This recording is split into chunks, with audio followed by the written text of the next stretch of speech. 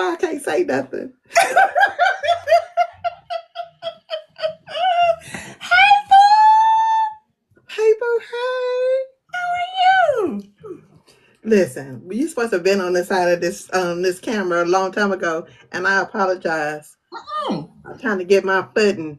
But baby, when I tell you took me through, listen, before we even start taking you, we going down that rabbit hole.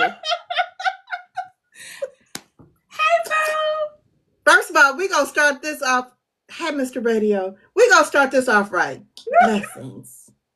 Blessings. This is the beautiful, the talented, the crazy RK Renton. Y'all, welcome to Pop Your Shit. Ma'am. First of all, we're just going to get into it. Come on. I'm ready. So now I got to read 3, 4, 5, 6, 7, 8, 9, 10, 12, 14, 16, 87. Ma'am. It's not that long. It's only 8. It's only 8. It's only 8. And if you got the 1 and 2, you're doing good. What's wrong with you? I'm blessed and highly favored. I'm not talking about that. We know that. I'm talking about your pen. What is wrong with you? Nothing. Why would you write some messy ass shit like that? Tell me what happened. I can't tell you because I need the people to read it. I'm going to tell you a little bit, but I'm not going to tell you a lot. Listen, Pokia. At first I was rooting for her, then she pissed me off. Every time you turn around. What is wrong with her? Okay, so without spoiling it for those that have not fully read The Sounds of Heartbreak, Kia is one of them girls that she loves everybody and she wants everybody to be happy and be successful, and she finds the best in everybody. She is the olive branch. She's the best friend you need when you're like down, like, oh my God, Kia, I need, and she's like, girl, come on, we got this. But she has a horrible, horrible track record of picking people that will be that for her.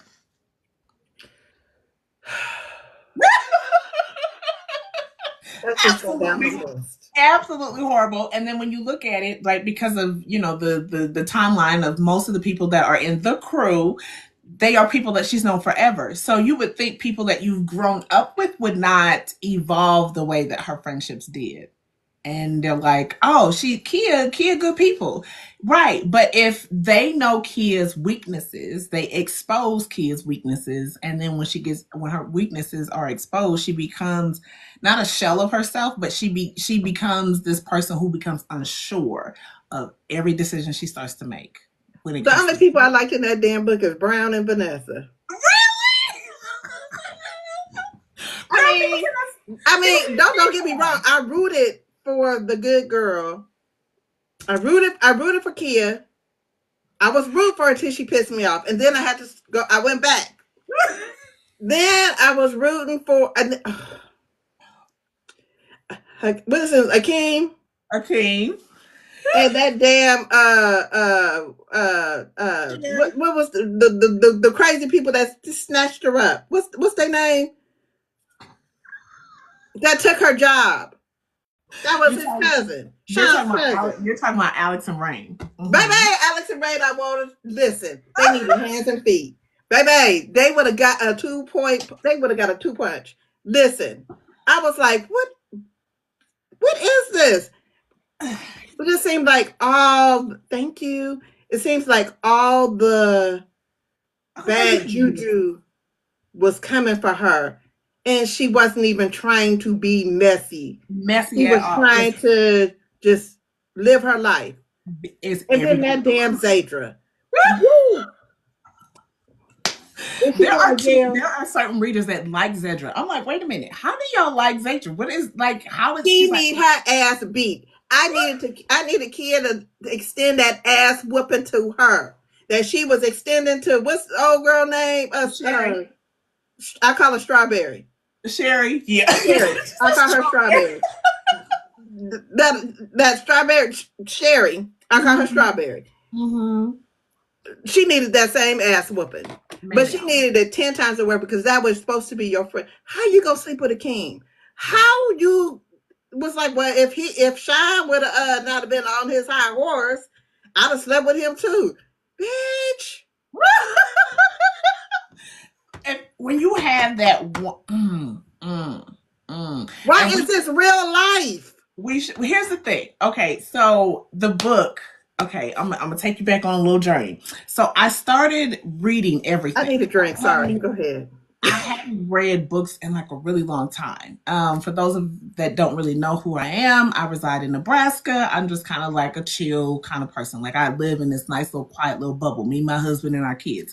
And I was a young mom and I focused solely on my kids. You know, yeah, I went to school, got my degrees, all them bad boys. But my goal was just to be a good mom. So then my kids had graduated and I was like, oh, I ain't got to do nothing but be me.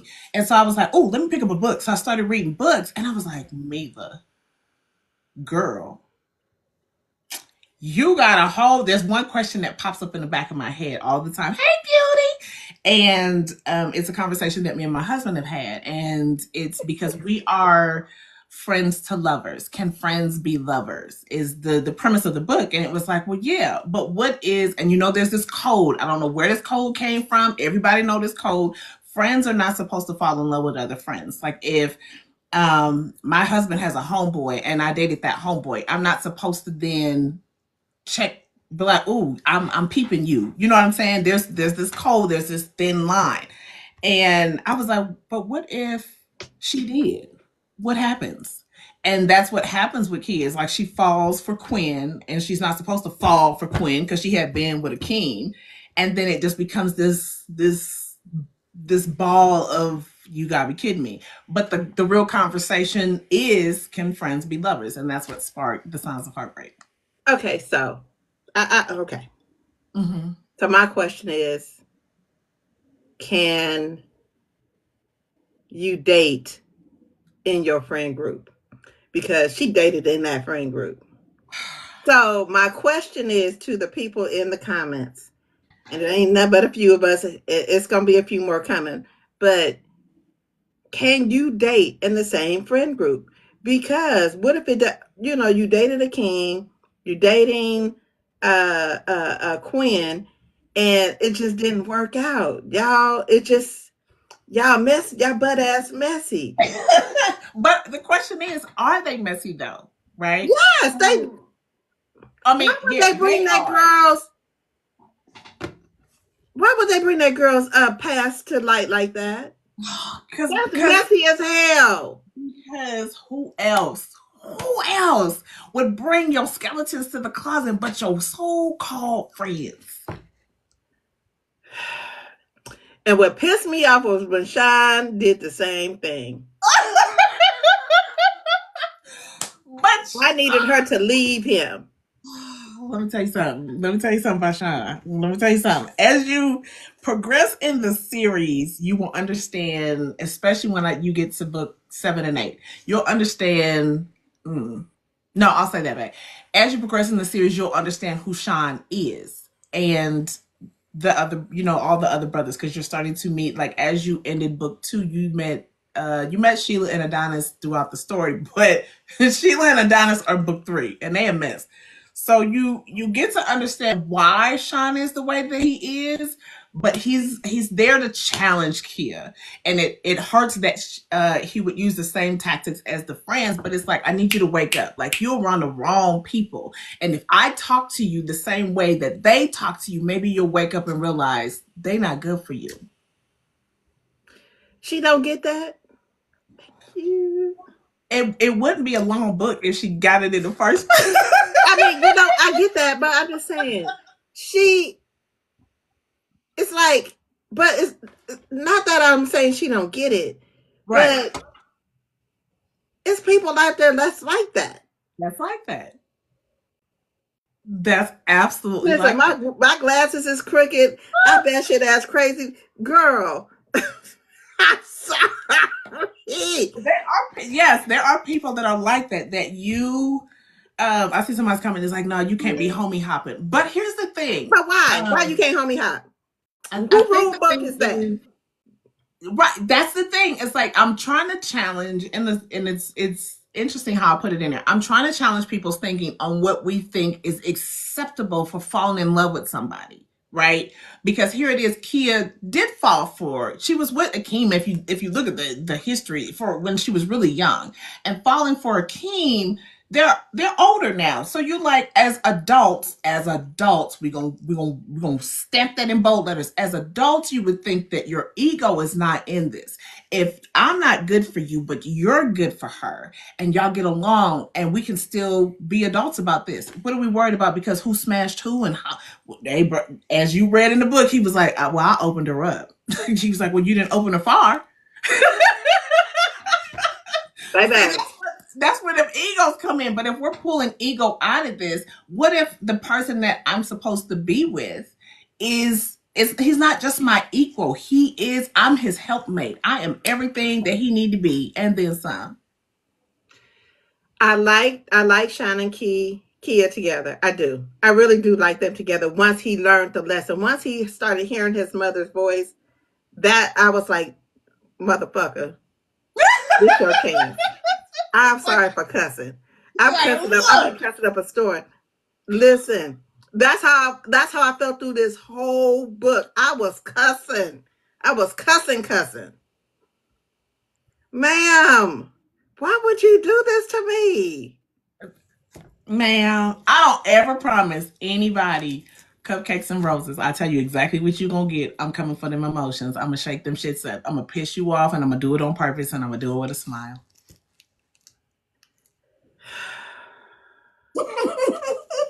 And I'm gonna get you to think. You and did, because I was like, even though I never had a friend group where it was men and women, like that. Mm-hmm. Not really. Not Yeah, really. I mean, I had girlfriends, but not. It was never mixed. yeah.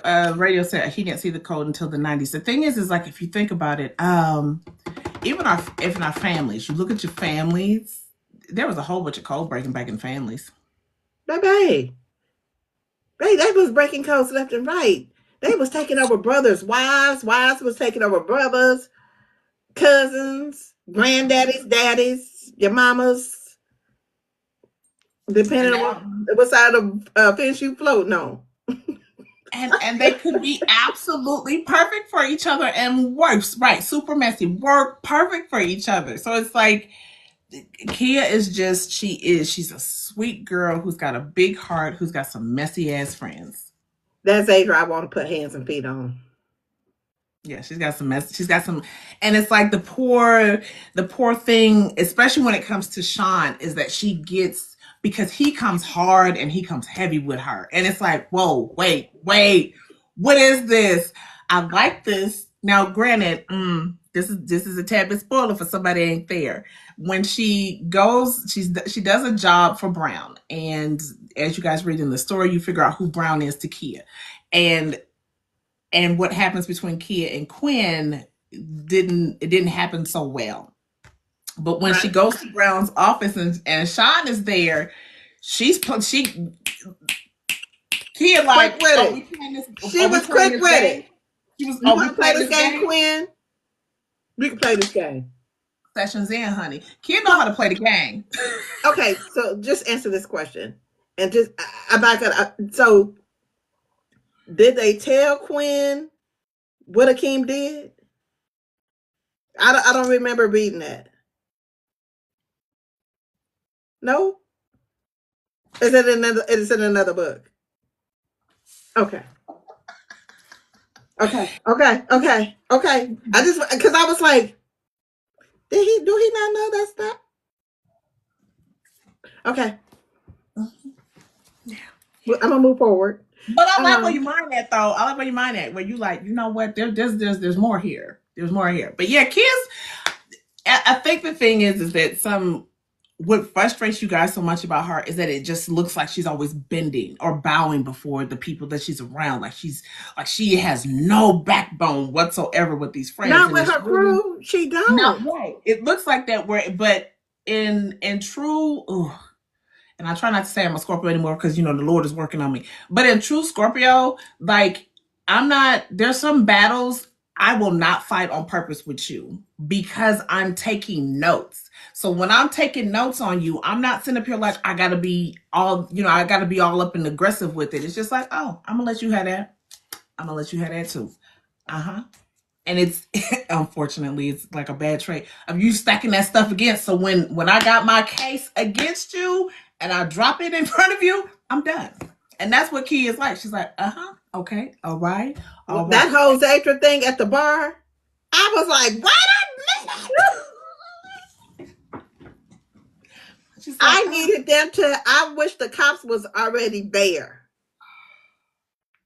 Now, I don't know what's going to get ready to happen, but baby. When I tell you what happens in 7 and 8, because there was never gonna, I was only supposed to write 2 books. Promise you, was only supposed to be 2 books. It's supposed to be 1 and 2.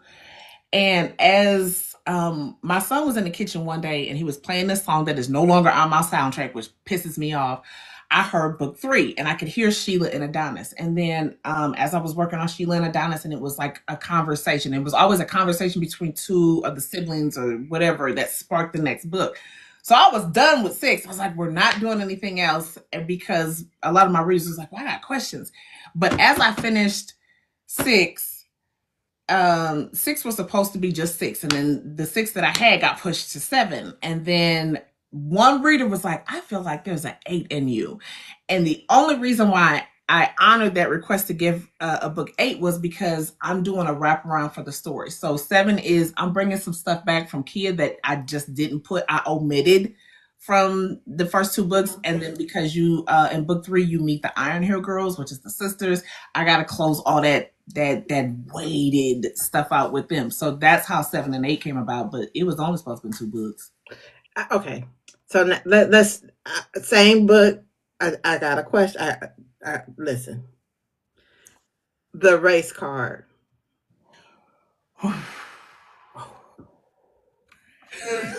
Did she call him Massa?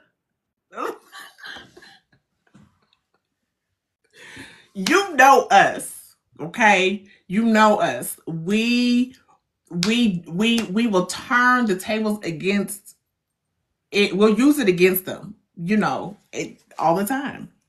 Like Sheila calls her husband Ninja. All that she was like, and he white. And she was like, nigga, you stupid. And he's like, did you just? I did, cause you are. I did, because you are.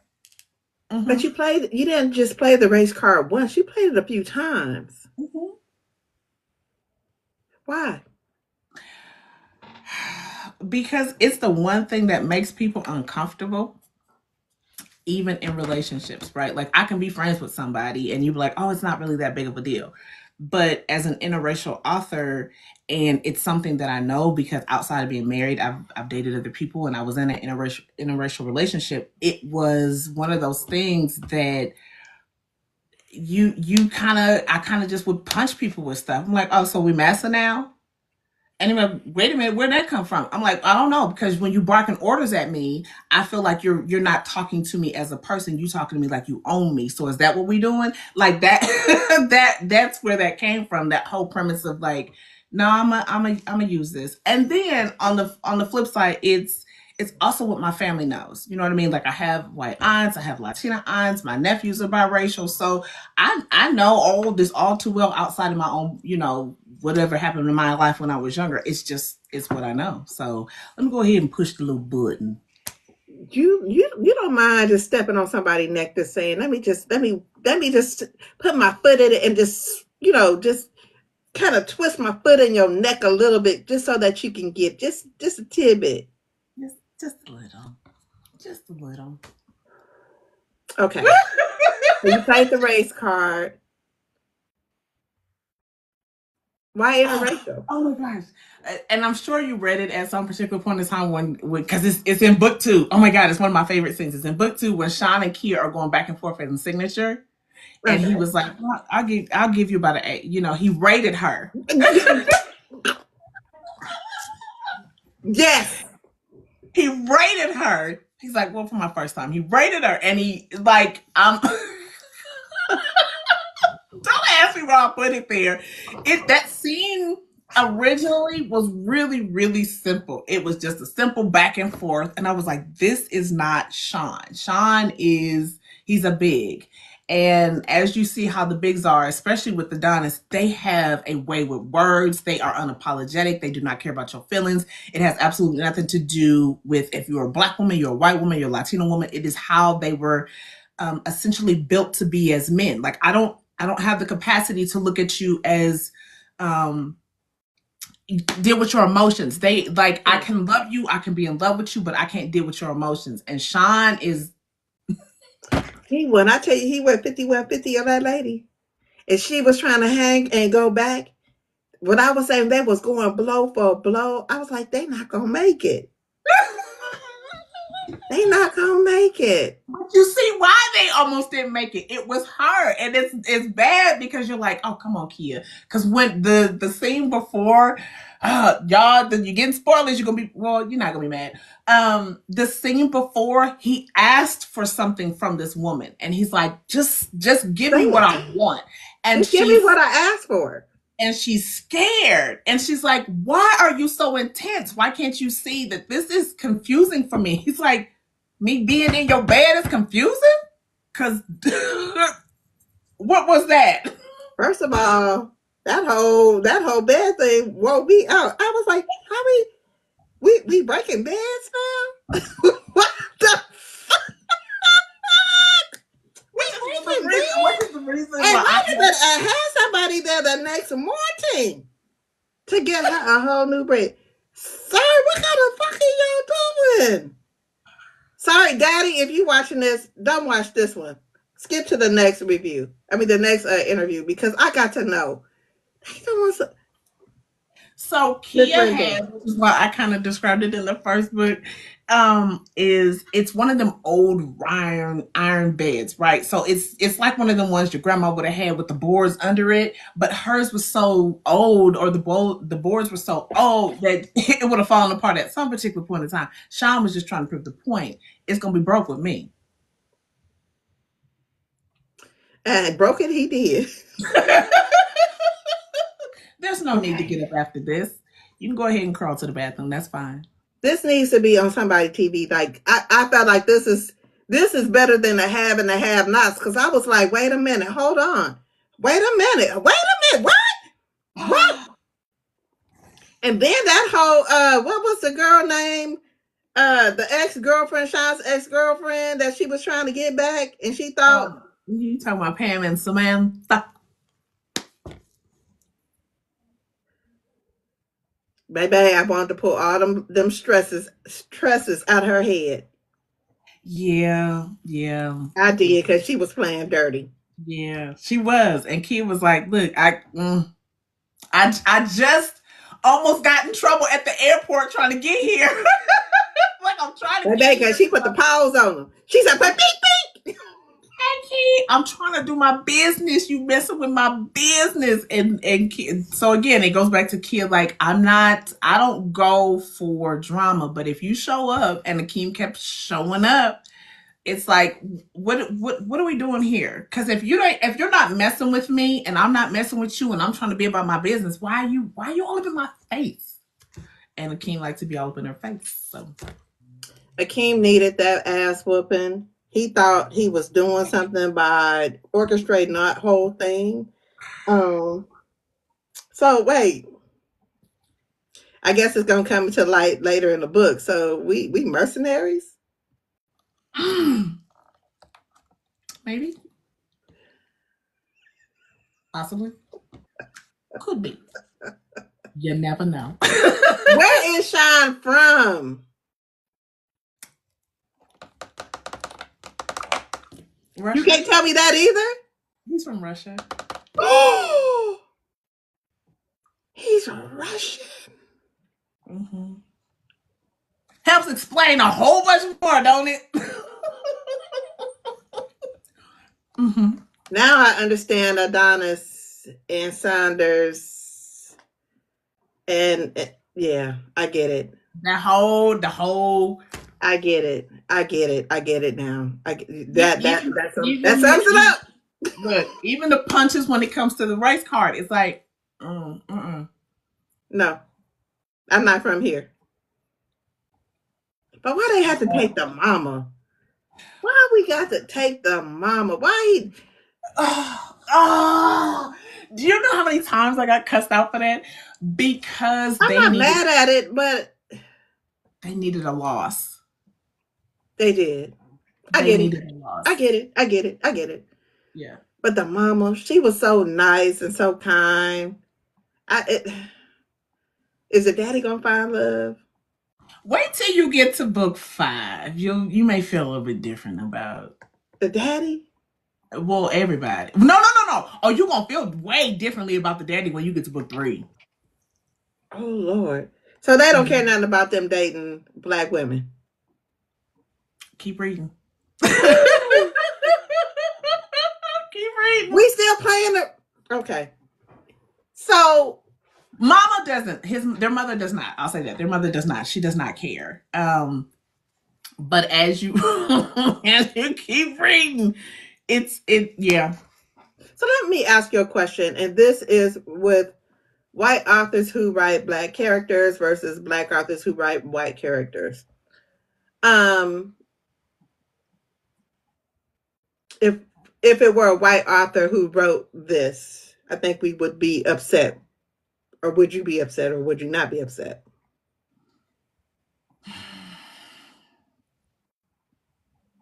I think in term I would probably feel some type of way. Um, were you? Because see, at the core of who I am, like even what's read or what I write, it's not to be insensitive. It is really just to I guess push the boundary in the story. But I almost want to be like, well, white people ain't got nothing to stand on with us. But do you think a white author would have had the care in which you wrote? No.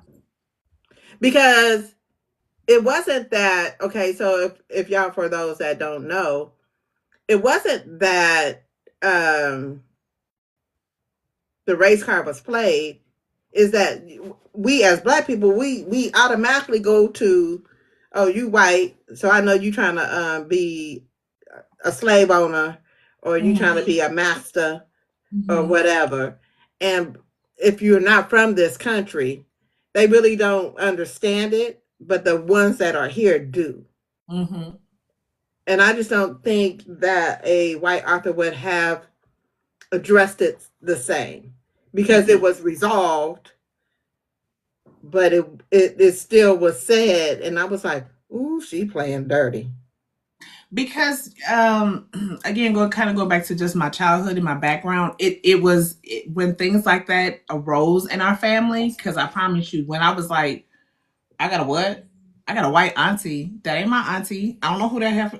Like when that stuff got addressed, grandma was like, that's your auntie because that's my son. That's who you like. We were not allowed to be ignorant in it. And I think what happens is for white people and even white authors, they just write what they want to write and just stay ignorant in it without understanding context behind it. Or you don't really have, you could say, well, I got biracial, but are you engrossed in your family? Are you really in the trenches with your family to understand that while those prejudices were acknowledged or you had experienced them, they were addressed. And then the first thing you had to turn around was like, that is family and you gotta love them. You can't treat them just any kind of way. You can have those thoughts, but let's address those thoughts and let's work through that stuff so you can actually see the person and not just the color. So it wasn't a lot. We could say it, but we were met with, now we gotta be responsible after we done said it because we're ignorant. We were kids. We just said whatever. So I get that. And that's why I'm asking this question. The conversation needs to be had, because when you're writing another ethnicity, you have to have care in which how you write it, because she didn't make it like he was accepting of what she said. It was addressed. Let's talk about this. We're not going to talk about this again. Let's Right. talk about this. And unfortunately, these are the woes of interracial couples. It's not like we came in this country, with, a wonderful history of white America. We didn't. Mm-hmm. We was drugged Mm-hmm. here. We was taken. We was stolen Mm-hmm. and brought here to work for nothing. You know, and it And wasn't done with our I can't even think of the word I'm trying to use. It wasn't done with our permission. right. We were forced, We have their last names and we have the this and the that and and we're the still legal. forced to try. They still trying to force us to accept the history that they want to tell versus the real Mm-hmm. history. Mm-hmm. So to see that in on paper in this way, it's interesting. Mm-hmm. Um, it was very interesting to me, and I was like, well, I never thought about it like that because again, I've never dated interracially. Mm-hmm. I don't mind, but it just never was the thing for me. So with that being said, because of the things that are going on in this administration, do you feel like this is going to be on the chopping block? Because you're talking in a sense of, you know, this is how we were not this is how we were treated, but this is the result of how we were treated, and this is how Mm-hmm. I'm treating you. Mm-hmm. Oh, for You know what I sure. mean? Am I making Oh, for sense? sure. Oh, no, no, no, for sure. I'm sure those that have never read this book or, when they get into it, if you're and I've had this happen with because some people when they first came into it they didn't realize that it was interracial because it starts off with Kia being in love with a black man and then it Right. rolls into interracial and they're like, wait a minute, I've never read an interracial, and then it's like you're hitting certain things that kind of make me feel uncomfortable. Well, in part, good, I did my job. And I want you to look at the relationships that Kia is having as a whole, but then also individually. So when she starts to fall in love with Sean, and they hit those, and those little snide remarks that we can have with each other with black people and white people when they're dating with one another, and you see how they address it. Did they move forward with love and kindness and being accepted and Sean understanding this, or Kia moving this way, or was it something he stood firm on even as being a Russian, that he's like, no, he didn't care. I know I'm gonna get some backlash. I know some people are gonna be like, did you see that? And that's fine. That's perfectly fine. I know I'm not gonna rub everybody the right way. The fact that I'm a black woman married to a black man that live in Nebraska is probably the first thing that people are like, oh, you know. Um, but with any books, and I know you've read Gook Guy's books, they're all supposed to be expressive. They're all supposed to challenge an idea or take you from one aspect of life to another to kind of whisk you away. And the premise was to, when I first started writing it, because it wasn't just to write it, it was like make people think. Right. Do you feel like we as black people, African Americans, if you will, are ignorant to, I mean, have just as much to blame when it comes to this day and time and racism? Because, I mean, we still carry 200 years of oppression on our backs.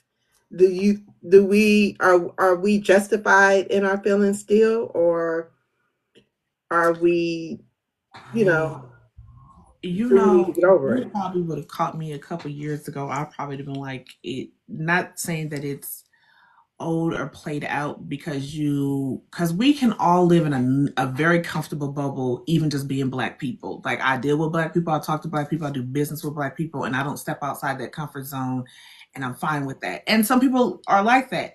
And then you have others where our lives really challenge us. I can't, I'm not afforded to be prejudice. I'm not afforded to be racist. I'm not afforded to do that because of how my life looks. I have a white aunt. I have biracial nephews. Their mother is white. I'm not afforded those opportunities to be insensitive and unloving and unkind to people because how my life is structured. And even if my life wasn't structured like that, being I'm gonna pull my walking cord with my Lord, would God want me to be like that?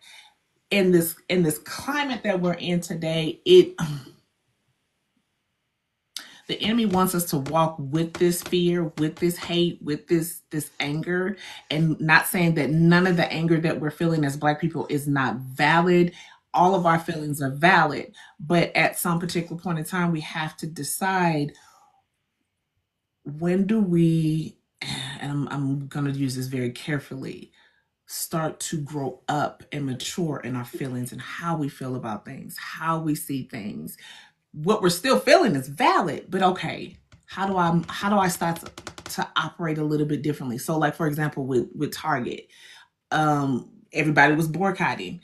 Do I go to Target? I do not. Me neither. I do not. I'll just And it's take my hard. old It's happy hard. ass Look, on it's the hard not to go to Costco. Walmart because Walmart got my cheap ice cream. You hear me? It's hard. Where I live at, and I'm in a red state. Where I live at, when we first moved over here, it was during the election time, and I promise you, girl, it was Biden, Trump, Trump, Trump, Trump, Trump, Trump, Trump, Biden, Biden, Biden. Love is love, and Black Lives Matter, and it's heavy here, and um getting outside my comfort zone in my bubble, we would walk the neighborhood just because I needed exercise, and you would see the Trumpers. Hey, how you doing? How you doing? Now I'm gonna proceed with caution because I'm not stupid. You know what I'm saying? Like the Bible said, watch. You gotta watch. So we're always watching. Now with all that's going on, that's been heightened. Now I can't trust that your high is just high. Now I gotta walk around here with my bluebird and my concealed to carry. Right, Mm-hmm. because right now you're showing me how you are. By the Exactly. way you voted, you're showing Exactly. me who you are. You're showing me Mm-hmm. that I don't matter. Mm-hmm. That's what you're showing me. So that's a good discussion. Mm-hmm. I Yeah. have I have a son that's in the LGBTQ plus community and a little brother. So it's like, as a mother, my fears are almost heightened because it's like, Father God, my prayers change too. Like, Father God, my babies, my grandson that runs around here is 3. What school? How now it's like, again, the bubble that we can kind of live in, the blinders have now coming off. Like, I can't trust none of y'all. I really have got to walk this thing out having discernment. Because if I don't, we're not. I told my kids, I said, we're not living in the same day. I said, you could at the end of December, you almost had, we still kind of, but the moment that man took office, it all changed immediately. I asked my mom, because my grandmother is gone. I'm like, Mama, you were like 12 when stuff started changing. She said, yeah, girl. She said, like, this and this, and I was like, how did grandma survive? But the thing was, even though my grandmother lived in the projects and it was during the civil rights era, she said, even the white people, the Latina people, she said there was community there. Even because all the mothers knew, we all in the projects, we all gonna look out for each other, and we're all gonna take care of each other. She's like, that was the difference. And she's like, but as people kind of progressed and elevated, it was like, it's me for me, and me for I and me. Do you feel like we've lost sense of community Oh yeah. since? Me too. Oh yeah. That's why I go so hard for Black Book Talk, for the Black book community. I don't care if it's interracial. I don't as long as it's by a Black author. I'm going for it. I don't care if you Oh gay. I yeah. don't care if you straight. I don't care. I need to make sure it's elevated. Mm-hmm. Um, that's why I go so hard, because they want us to be separated. They want us not to be for a community, because we're stronger together. And I just wish that if people understood that, the force that we will be. Somebody asked me this. It's like, when you get on, you say blessings. What is that about? I said, because I want you to be successful. I want you to, every area of your life, I want it to be blessed. I want it to be blessed in your coming and your going. When you leave outside your home, that you come back to your home, that your business, your marriage, if you're not married and you single, when you single, when you happy in your singleness, your children, your grandchildren, even your dogs and cats and goldfish, I want it all to be blessed in your life. So why not? Why not say blessings to you? I want you to be successful. I know your hands is busy, girl. Get out here and be busy with books and books and busy. And everybody see you coming like, there she is. And you can see, and you can know people over here in Nebraska like, yes, ma'am. Because it doesn't take anything away from me. It doesn't take anything away from you celebrating Black women, writing interesting and chaotic books. Like, it doesn't take anything away to share the love. And at the end of the day, it's the love. You're not. It doesn't take anything away from me. It doesn't take anything away from me when I'm reading somebody else's stuff, and I'm like, Right. girl, you done. Whew, okay, I'm gonna get it together. It doesn't take anything away from us. And I, the pastor said, when Big Mamas is gone, Big Mamas, our community left. I felt it in my family immediately when my grandmother died. I mean, them, and I, not all my aunts and them are like scattered to like roaches, but you can feel the little bit of Disconnect. what she It's a implanted in them. disconnect. Like, It's like and the glue that binds you together, it is finally dissipated. yeah, because there are no more family reunions. I don't know why, but I know we still have ours. do you? Oh yeah. I'm planning one now. The one we had was messy, and if I have to go to the one that's supposed to happen this year, and it's as messy as the one last year, she ain't gonna be standing on her feet. Don't mess with my mama. I'm one of them women that you can't say my mama or bitch to me, because I don't, my mind doesn't know how to register bitch as a positive word. Like, I can put it in a book, but I'm not like, you see Zedra and Kia where she's like, look, don't call me bitch. I don't even, my mind doesn't know how to put that in the, this is a good word, because for, I can age myself. I'm 47. It's like, those were fighting words as kids.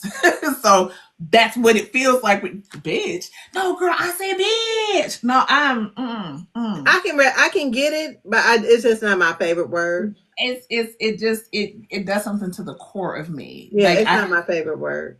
I had to address someone in my home, and I was like, "Did you just?" And he's like, "But mom," I said, "No, no, no, no, no, no, no, nah, never." Because of who we are as people, as Black people. And I get it, we're always trying to turn something to make it a positive, but if it's a negative, it's a negative. The only time a positive and a negative work together is a battery. Ooh, preach. Outside that, if it's not feeding my spirit and my soul, it's negative. I don't need it. Keep it. So let me ask one more question about this book, and then we're gonna move along. We're gonna talk about you. Well, no, we're gonna ask some more questions, but it won't be so centered on just this book. Oh, that's cool. The word COCK.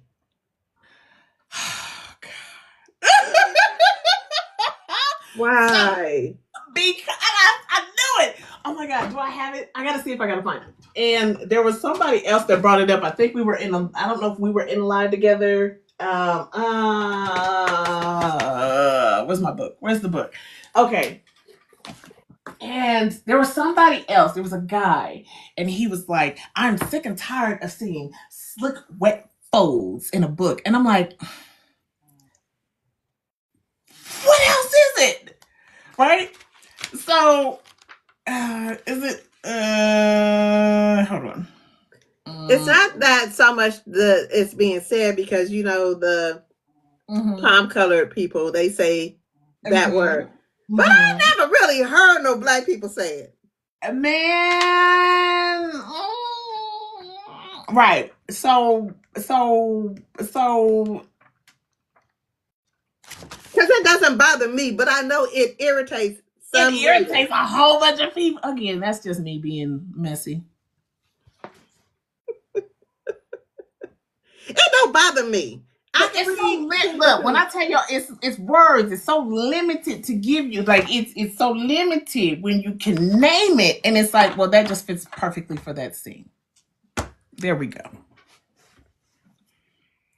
But I never heard a black woman say it though.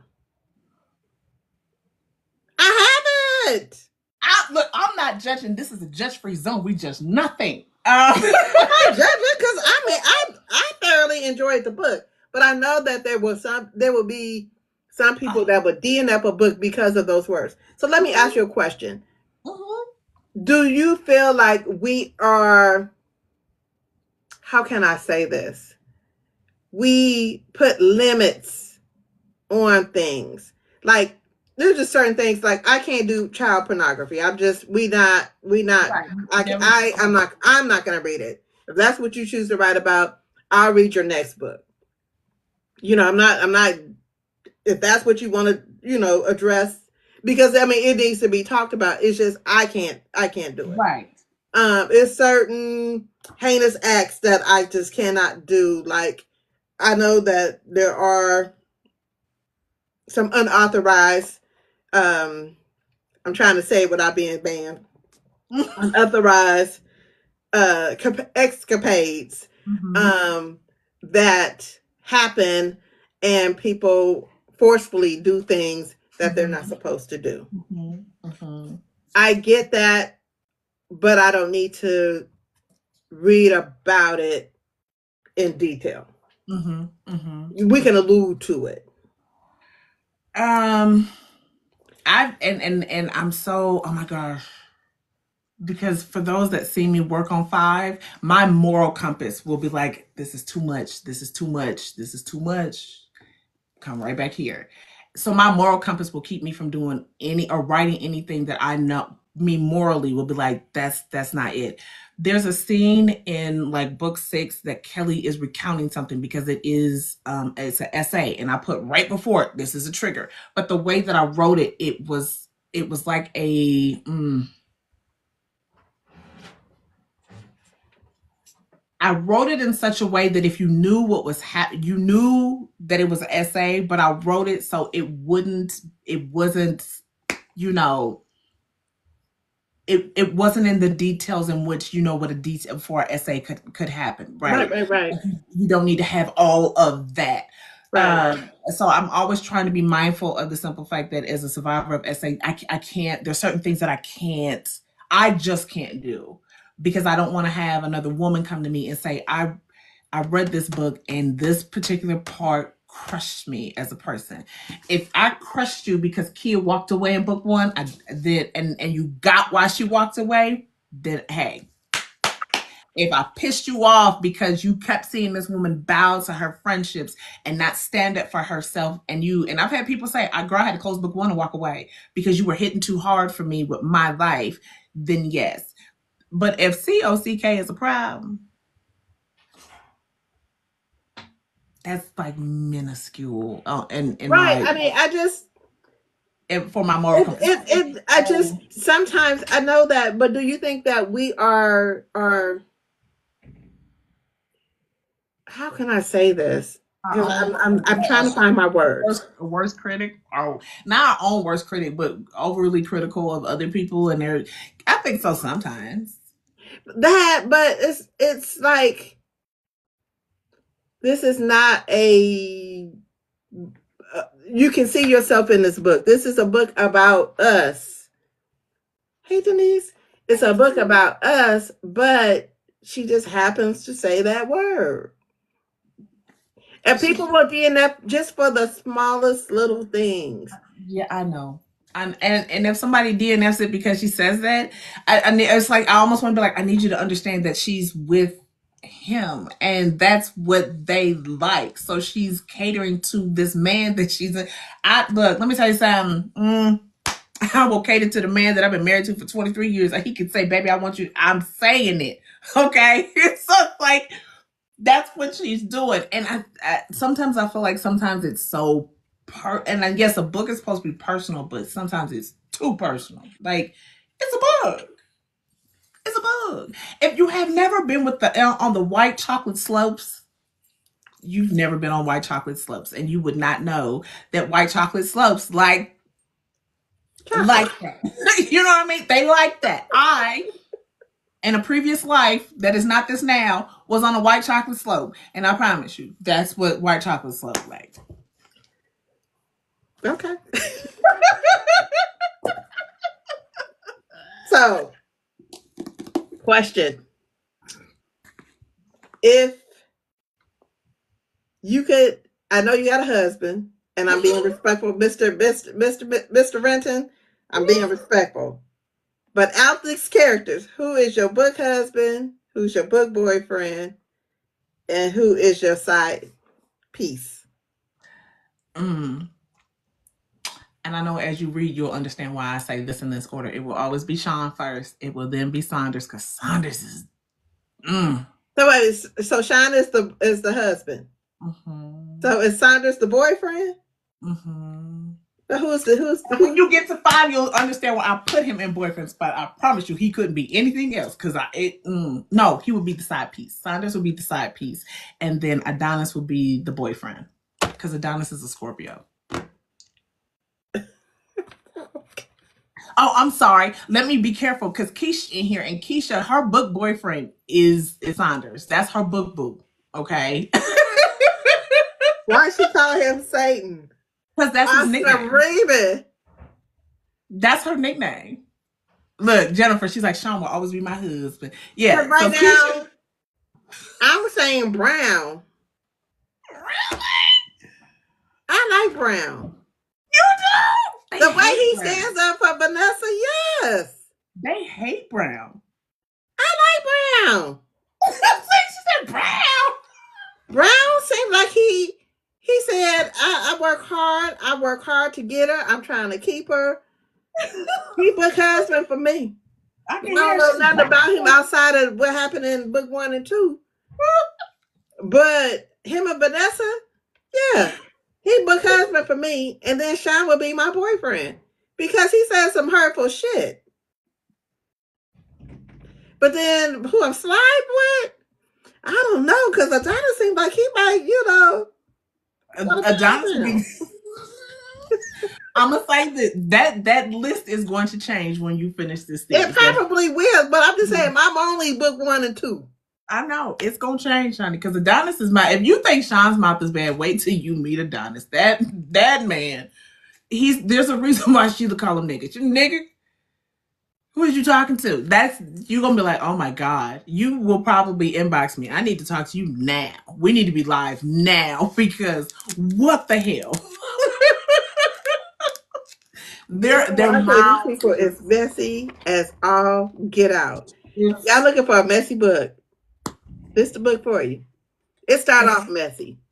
The lady come back and the night at the club, they messy. Them getting ready to the girl trying to get the girl to go. Zedra, whatever her name, she messy. She but messy. She messy. We got issues. She goes by, her name is Yolanda, but she goes by, we got issues here. She calls it the taco hole. That's the taco hole. Zedra is the taco hole. Yep, there she goes. The taco hole. Radio, I can't give her the disclaimer now. She's already read 1 and 2. You get the disclaimer before you read 1 and 2. I am not responsible for. I'm responsible for how you feel, but please don't revisit it. At first, I was. Oh yeah, I was cussing, but I wasn't cussing you out. But I was cussing. I was like, hold on, wait a minute. Oh yeah, I was doing some big cussing. It was every F word. It was every C. Listen, I was saying the words. I was saying all of them. Because they are the worst kind of friends to have. Not Brown. What's that? The Queen got the hell on my nerves. It was like left, right, center. And she was like, why is you talking? Stop talking, son. Do the thing. She says, you almost want to feel sorry for Quinn. I don't. When I wrote him, I wanted to feel sorry for him. Like I just kind of was like, I kind of wanted them to work, but I couldn't make them work at all because I felt sorry for him when he found out about the. At the end of the one when Kia is dropping bombs and she's like, oh, and boom. See, remember that's when I felt sorry for him. Remember I said she was taking. He didn't have no idea, but I need that strawberry. You know who I'm talking about? We're talking about this book. This is my first book. Yeah, I needed her to be dealt with. Okay. Okay. I just need her to be hands and feet. Her and Zadra. Zedra. Zandra. Whatever her name is. That bitch. Mm-hmm. Sorry, and I mean that. I get it. I get it. Zedra is that bitch. Zedra. But she like, look, Is she gonna redeem herself? who? Zedra. I don't know. Forgiveness and grace and mercy is God's department. That's not something I'm gonna put in a book. That I'm is not hollering. something I will ever put in a book where Kia is that blind to just, oh, I love you, kumbaya. No, Mm-mm. Mm-mm. No. No. She deserved all that whole foolishness that her daddy was doing. She need all that. She need all that smoke. Figure it out yourself. mm-mm. Because you didn't I give a mean, damn about me. she make a visit. She make a visit in 7, but they ain't like what they used to be. Mm-mm. Mm-mm. I need her to have her and Sheila. They best friends to me. Kia and Sheila. That who is it? That Sheila, and you'll meet her eventually. Her name is CJ. I met CJ a little bit. She was Yeah, she she was they are interesting. Kia's core people, hands down. Shine not gonna fuck up, is he? You never know. You It said that wouldn't. with a straight face. It wouldn't be the Sounds of Heartbreak if he was on a straight and narrow. I need to know what's going on with Strawberry.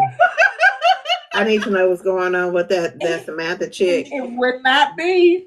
Oh my god, my office is cold. And It would not be. He Dan, would what's not. her name? What was her name? What was that girl? Other girl. Now she came and she got something on her clothes, and she was in his shirt and came to the door. She knew what the hell she was doing. That Hope, bitch. That's hope, how I felt. No, I'm gonna say it just like my mama. That cow. hope. Mm-hmm. My mama's good for calling somebody a cow. That cow. She wouldn't call him a bitch, but she'll call him a cow. Look. My mom be like that heifer, okay, which ain't nothing but a cow anyway. My mama's word was a cow. She said, that cow. The thing about when you roll into book 2 is you would honestly think that there wasn't nothing else after the way that I ended book 1, outside the simple fact that it's a cliffhanger, that there couldn't be anything else that these people could actually deal with. So when I came back with book 2, I was like, okay, this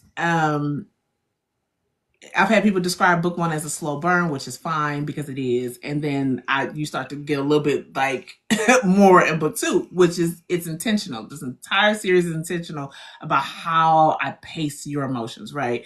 So when you get into book 2 and you see like Sean and Kia start getting into it about certain things and how vulnerable he's starting to become with her, there's a point for that, but you can't get that until 7.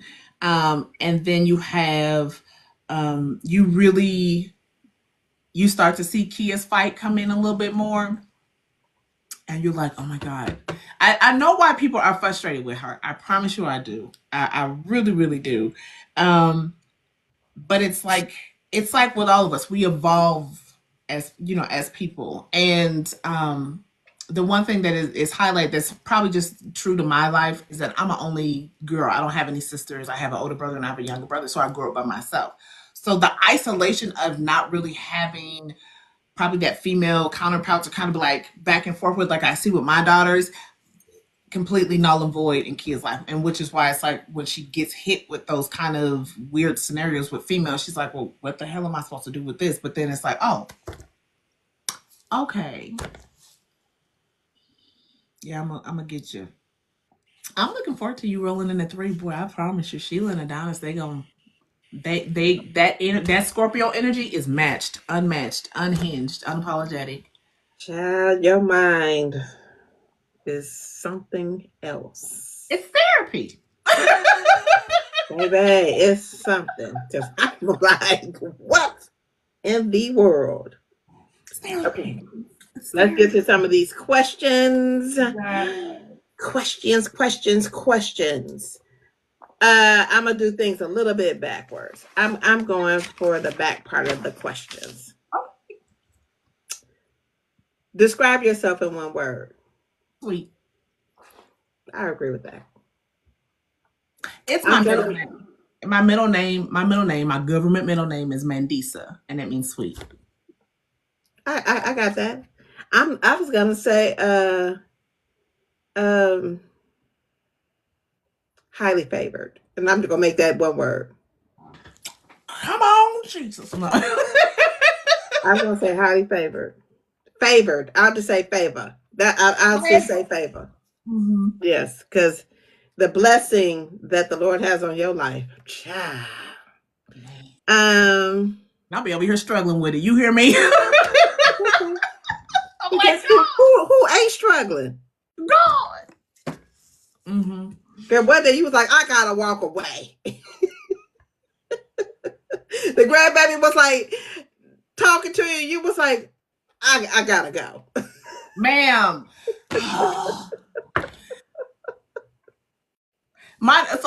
Okay. So the next series I'm working on, right? Here's a little sneak peek. There's a woman and she's going through menopause, and it's like she comes unhinged on everybody. And I'm like, when my hormone levels are, and I know when they're starting to drop because I get pellets, right? So I know when I'm about that 4 month mark, everybody is up for grabs. And I'll tell everybody in this house, even my husband, anybody can get it.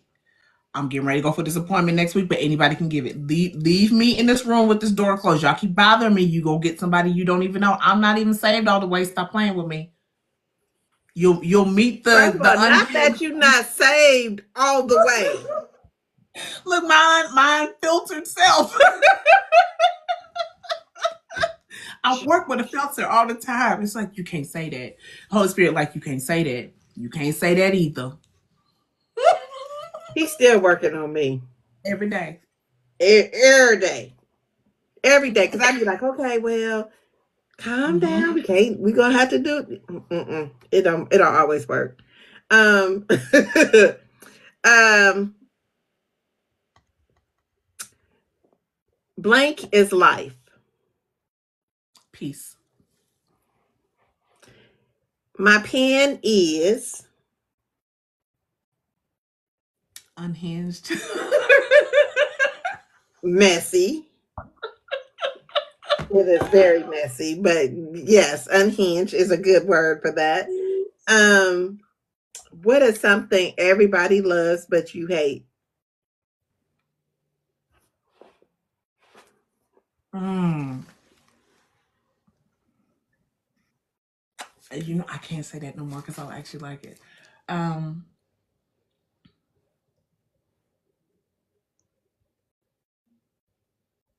oh God, girl, you got me stumped.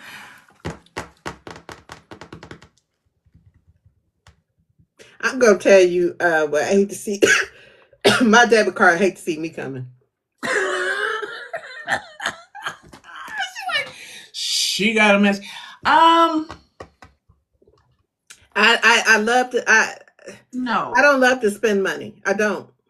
My debit card hate to see me. It hates when I come, and I everybody loves it. I don't. I like snow. Yeah, snow. Okay. Mhm. All right. it's, it's Um, it's seasonal. There's a purpose there, so I find the purpose in it. And since I have my garden, I know the purpose of what snow does. So yeah. I'm not playing with you. Um, what hates to see you coming though? My debit card. Because I can find a deal. I promise you. I will find the deal. My daughter, she done moved away and came back and had both apartments furnished with free furniture from people that love to give away. You see what I'm saying? And didn't have to pay a dime. Don't play with me. I love it. I love it. Um, define. And I ask everybody this because I love to see what everybody's question to this is. Define your idea of the great American novel.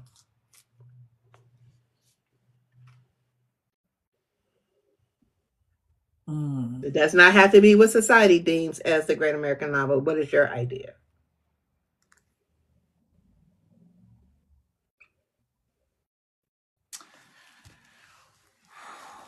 idea of the great American novel.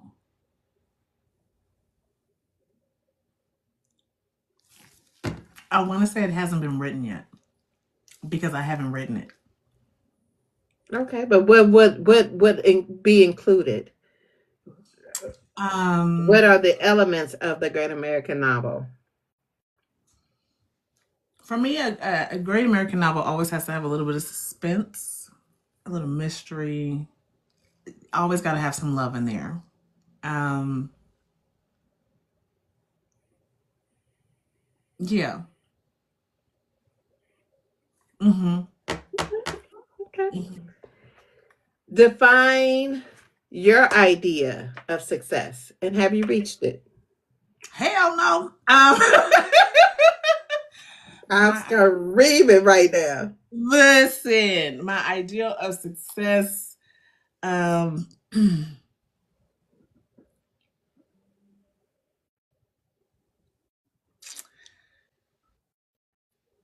when I can take care of my parents. Oh, When I can okay. take care of my parents the way I want to.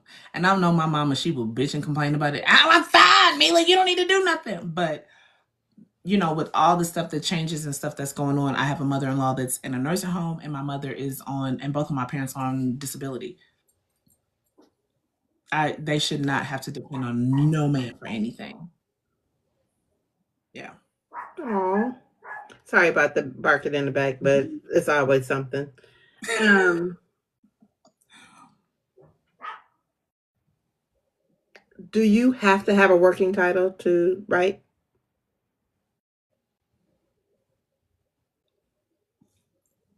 Mm-mm. Do you have to Because have a books? when I tell you I change, because I change them all the time. Because I could start off thinking that this is where the story's gonna. No, ma'am, not at all. Okay, okay. I didn't even Uh, have one for this one.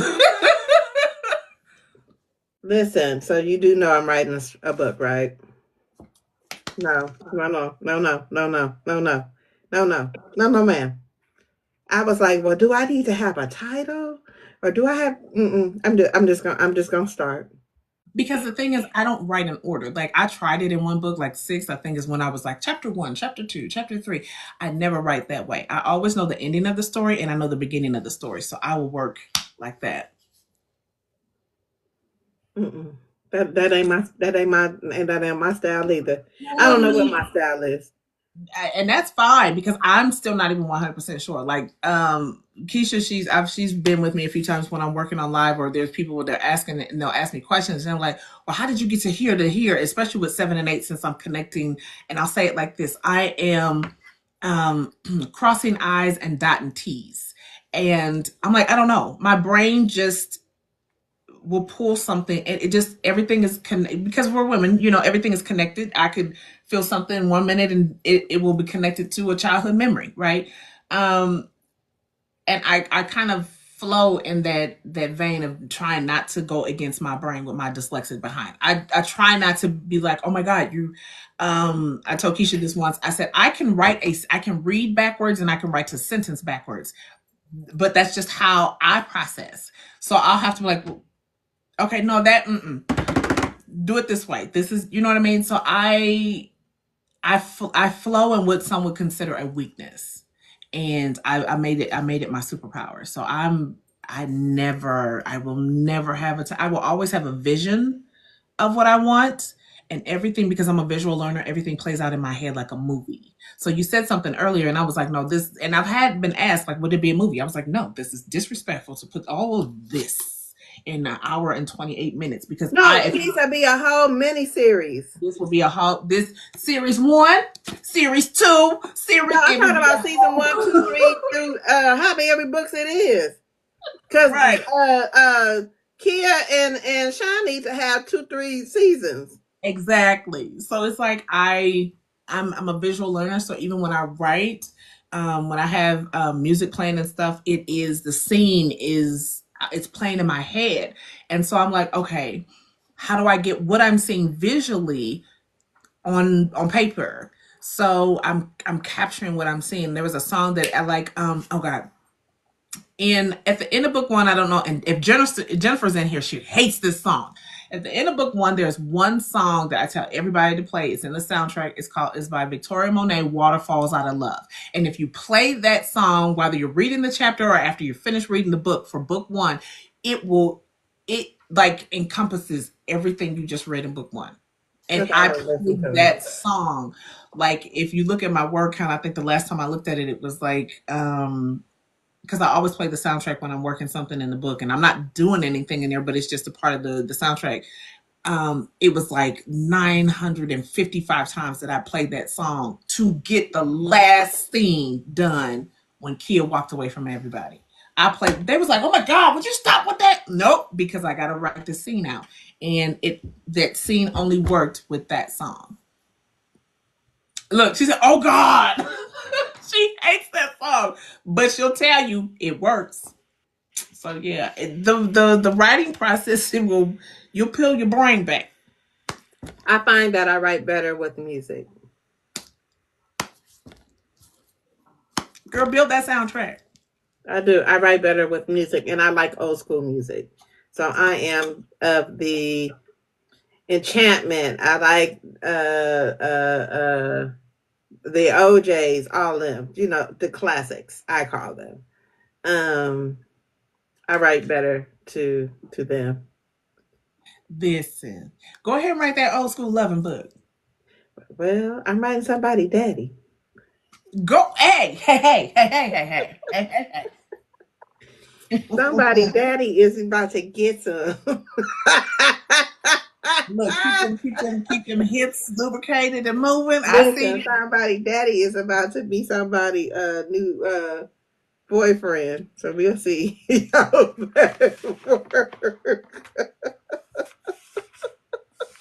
I am like somebody daddy. Um, who is it? Chai? I'm sorry, because I got my old glasses on. Yeah, it does for me. Music works better when I'm writing. I can that emotion. There's an emotion that I'm trying to tap into, and I tap into it when I have music playing. Like there's a song on so book four. The first song is it's like he's like he can't stand her, and Bishop can't stand April. I don't care what you say, he can't stand her. So that's the first song in the soundtrack. But then as the book progresses, there's a song where she's like, I don't want to cry. And they're in this family scene, and the everything she put this man through, it finally hits her, and she breaks in front of everybody. And they're like, oh my God, what are we? And she's like, I get it. So for me to write that scene, I'm sitting in my house like, oh my God. And then my kids are like, what the hell is wrong with you? I was like, no, fine. Just I'm working okay. the story. Just working the story. The story is working me. Working me. Yay! Just write the book. That is funny. Mm-hmm.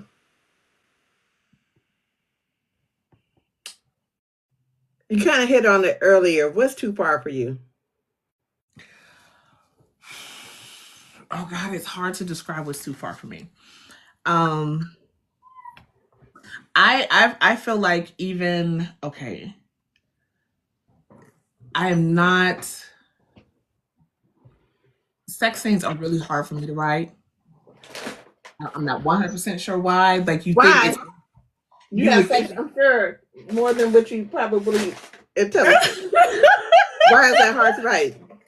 I don't know. It's like I know what I want. You can visualize what you need them to be doing, but it's like, oh my gosh, there's a hinge, and then it feels like, is this?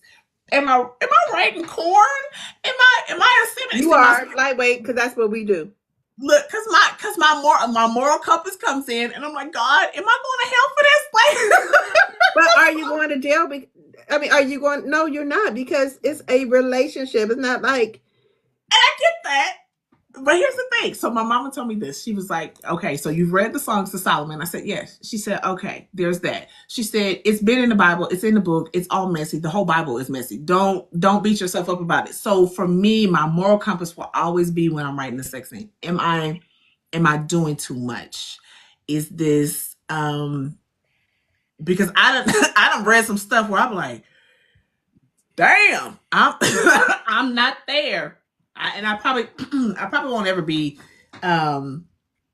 my pen game in regards to a sex scene probably will never be outside of what I feel is comfortable for me. So I always write. I try to convey passion and lust and all those beautiful, crazy, sometimes toxic emotions in the bedroom, but not to the point that it's like grotesque. Like I done did some research on some stuff, and I'm like, who the is doing this stuff? They That was doing it. right. Listen, doing cartwheels, doing splits, and all the things. Now, look, I'm not opposed to anybody splitting on something. I'm just opposed to you splitting and spitting and then spitting and Listen, you listen. know, Let's and lubricate. like that. We'll see. We can lubricate, but make sure that the lubrication is coming from maybe one or two places. If you are lubricating from back alleys, I need you to reconsider if your soul is right. And when I tell you, you can research. If they ever to look up my stuff and they're like, what is, look, I'm an author, so we research everything. Okay. So yeah, that's probably where I'm probably like, you make it. Reba. But I did push the envelope with myself in book 5. So I can't wait to and read I was okay with it. Like at the end of the day, as an author, when I wrote it, I was like, "Are you? I'm good." Yeah. I love it. Mm-hmm. Okay. What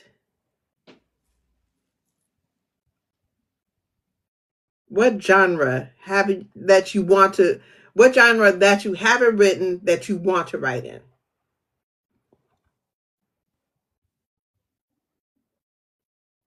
Mm. Sci-fi.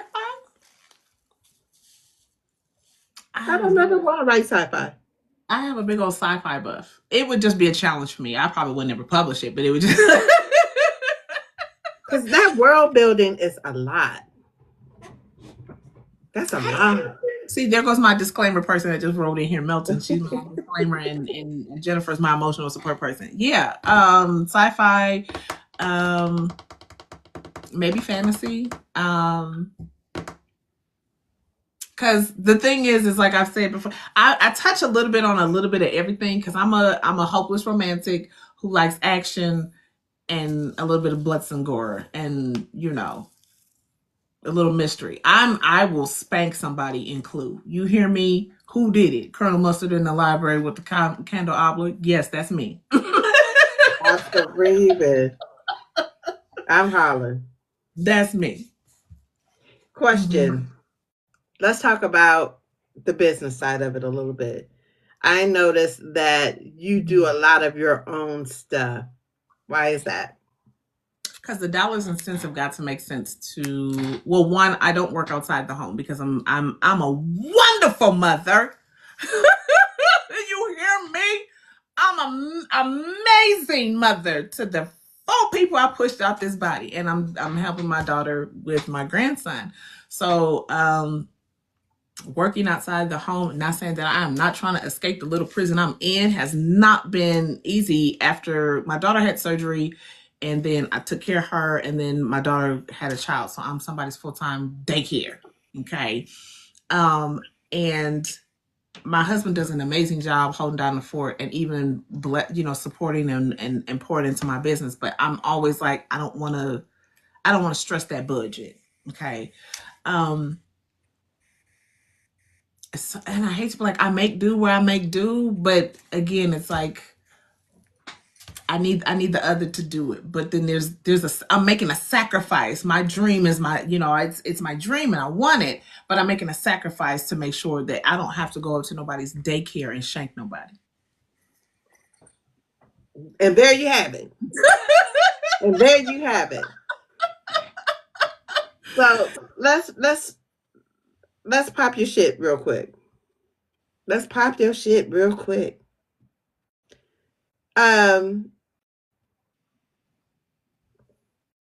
Where you gonna be in 2025? Are you coming outside? Or 2026?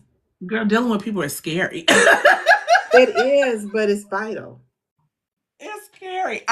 You know what? I just looked at the Boozy Book Tour dates for 2026 is definitely because I'm in Nebraska, so then Colorado is like 7 hours away, and I every time I see a plane fly over, I'm praying for people in the sky, but that is not where unless I have to get to my mama because my mama's 5 hours and 43 minutes away from me, and I got to do the 45 in the air. I am not. I'll drive.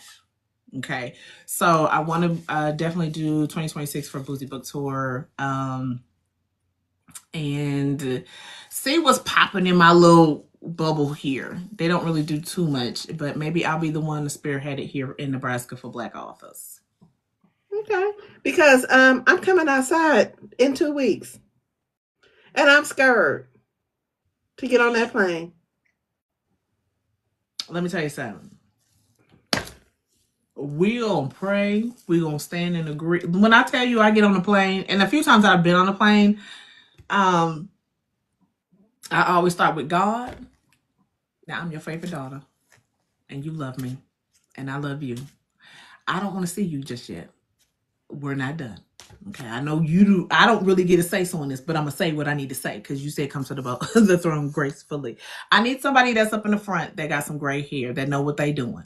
Okay, I need people on the outside to be. It's like when I drive a car. Okay, my prayer is, Father God, as I'm getting ready to head out on this road, I pray for the hedge of protection around my life and my coming and my going. Please keep me from stupid drivers. Okay. Allow me to make it home gracefully, and I thank you in advance. So I'm the same way in the air. Lord, let me allow me to go from point A to point B with no incidents. Keep this plane up in the air. Even when I feel turbulence, remind me you got me. And I thank you and I praise you when I land. Mm-hmm. And I do that. I'm just saying we have an idiot, ma'am, in that is heading our government, and he makes me nervous. He makes me nervous. He makes you nervous. He Just don't going to give a shit about me. Nobody. So nobody. And I think that's the thing where girl, when I tell you, I think this is a depressing of faith. When we're gonna definitely have to work by faith. The having the fact that we have the fear that we're experiencing is not it's not abnormal. It's just let's be in our fear and walk in faith and say, okay, God, I'm afraid. And I just need you to be with me while I'm going from point A to point B. And then when you get to take that deep breath and say, okay, thank you, Lord. Okay, now I got to go back home. I'm holding my breath. We're all afraid, and that we've never been at this level. You know what I mean? And while we know for those of us that know the word, and I know I was like, shoot, she could have came with her little hat today. But for those of us that know the word and we know that, we're not supposed to put our trust in man, but put our trust in God. It's like, God, you really gonna have to help me because it's what I see. And I know I'm not supposed to focus on what I see in the natural and focus on the spirit. So help me align to your peace when I'm traveling, when I gotta go to the grocery store, when I'm at the stoplight, when somebody passed me and cut me off, and immediately my fresh wanna react that I stay cool and they stay cool. Okay, stupid drivers. That when I'm on this plane that I'm okay. I'm okay. Even though my nerves, let me tell you something. I never fly without taking some magnesium 3 Okay, calms you.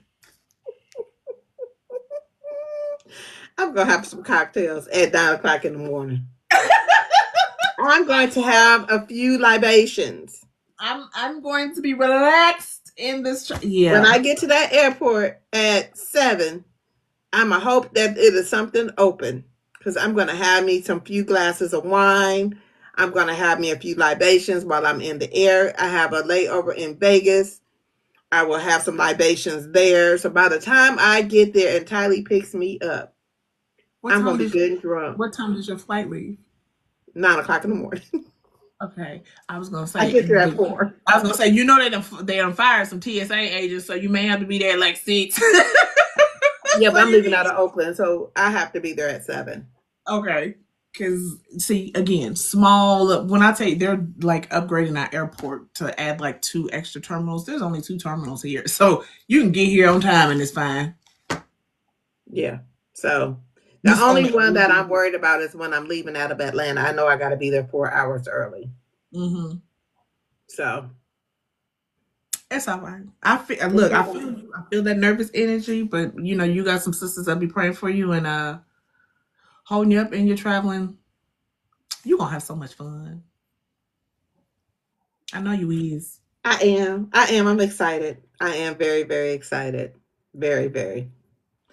And then Okay. look, and then we gonna turn the tables on you and be like, pop your shit with your book. Listen, it's coming next year.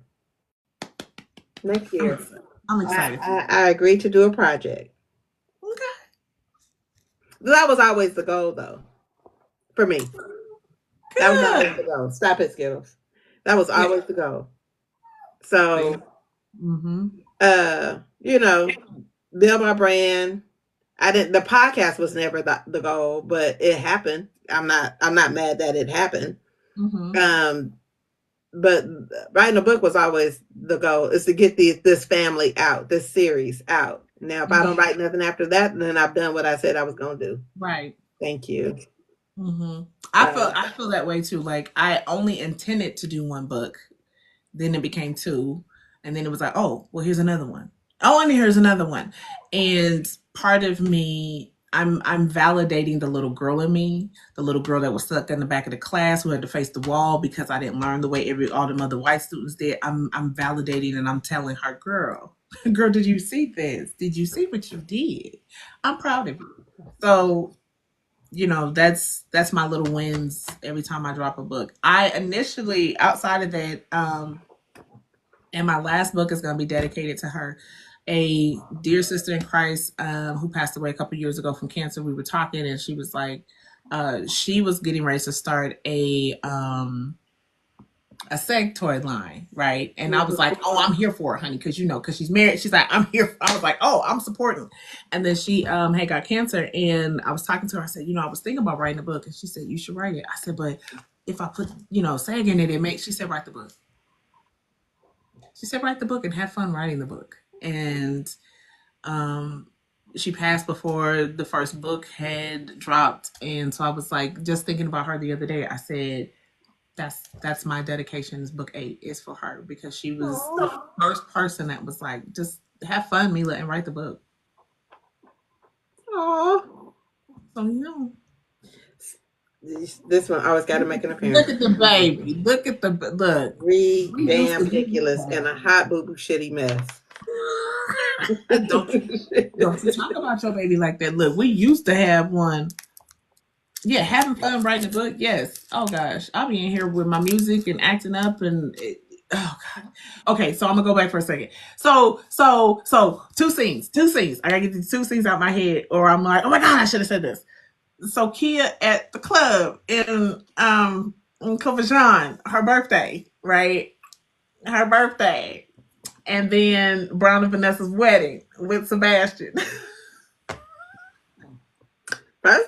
You ain't see all that. I didn't. I didn't. I didn't.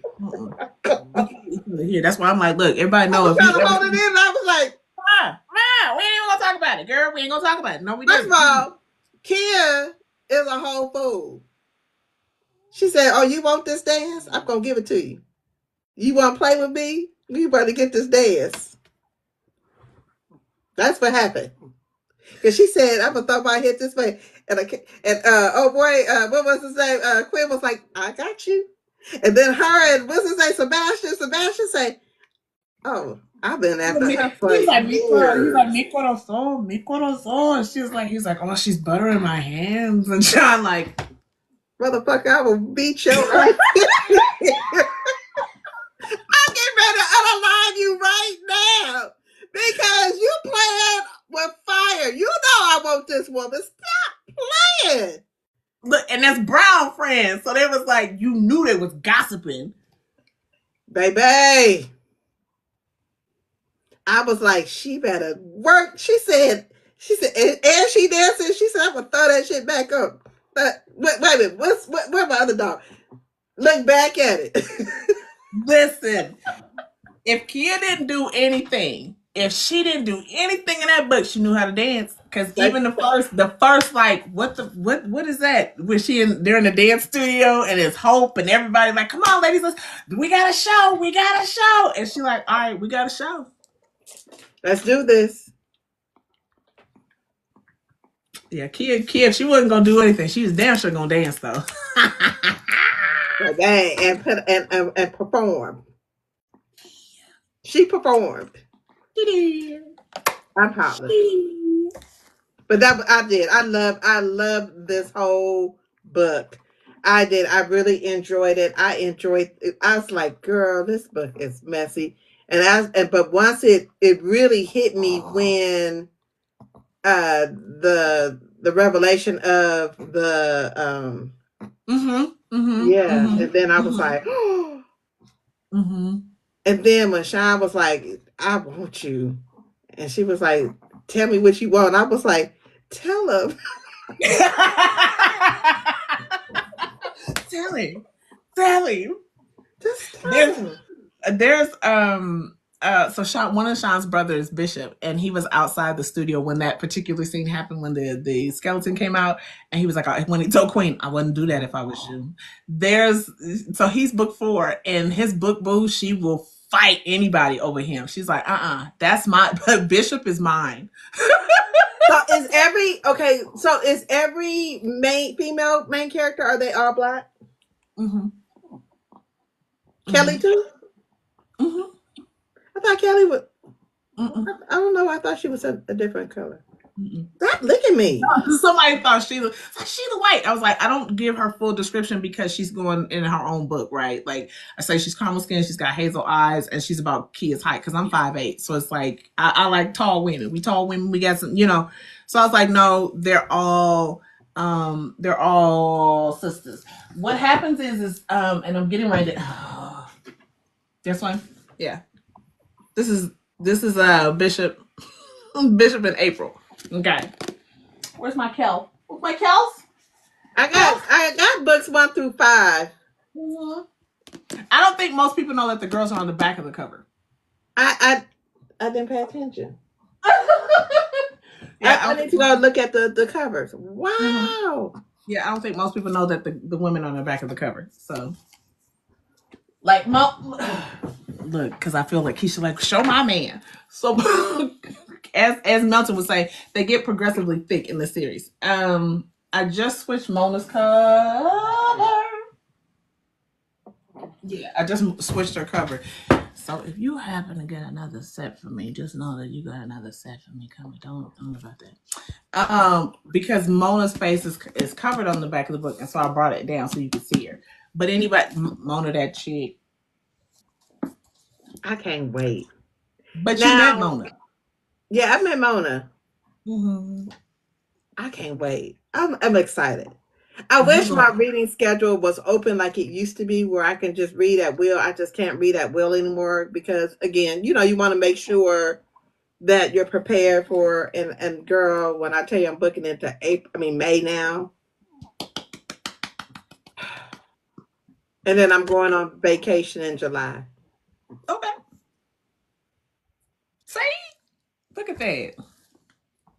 And when you do. When you open up, hold on, my God, everybody was so in love with him when I dropped this book years ago. When you open him, Sheila's on here too. Like I said, I pulled everything down to move stuff up. So when you open them, it's the man bun for me. It's the man bun with the glasses for me. He can get it. I'm just saying. I'm sorry. It's the man bun and the glasses for me. I like a good man bun. Look, man bun, glasses, and height. And I'm because I'm tall, so I'm like, I And ain't well 6, but I'm endowed. 5'8" is up there, y'all. Y'all don't understand when we up in 5'8" area. We like, look, I need a brother that's 6'1", 6'2". My husband's 6'1", so he barely made the pass, right? So it's like, if I can do this, we can do this. And see, I'm only 5'5", so everybody taller than me. My mama is 5 foot, which is funny. People are like, dang, your mama is short. And I'm like, yeah, she gave birth to this preemie, and this is what happened. But now, if you and man bun and glasses, and this is And, Sean scent. and you well endowed. Versace Euros. This is Sean scent. So when I need a little whisk of Sean, I'm like, oh God, he smells so good. If I can get a whole bunch of samples and send them out with books, I'm like, here's y'all Sean. This is the reason why you be like, oh, Sean, yep, fall in love with him and his reckless ass mouth. This is Sean. I love it. I love it. Yes. Yeah. I got to continue on. I need to get to book 8. I got to. I gotta find their scents, the other brother's scents. So if I may just whiff your page with, and you're like, wait a minute, who's this? What am I smelling? You smelling Sean, baby?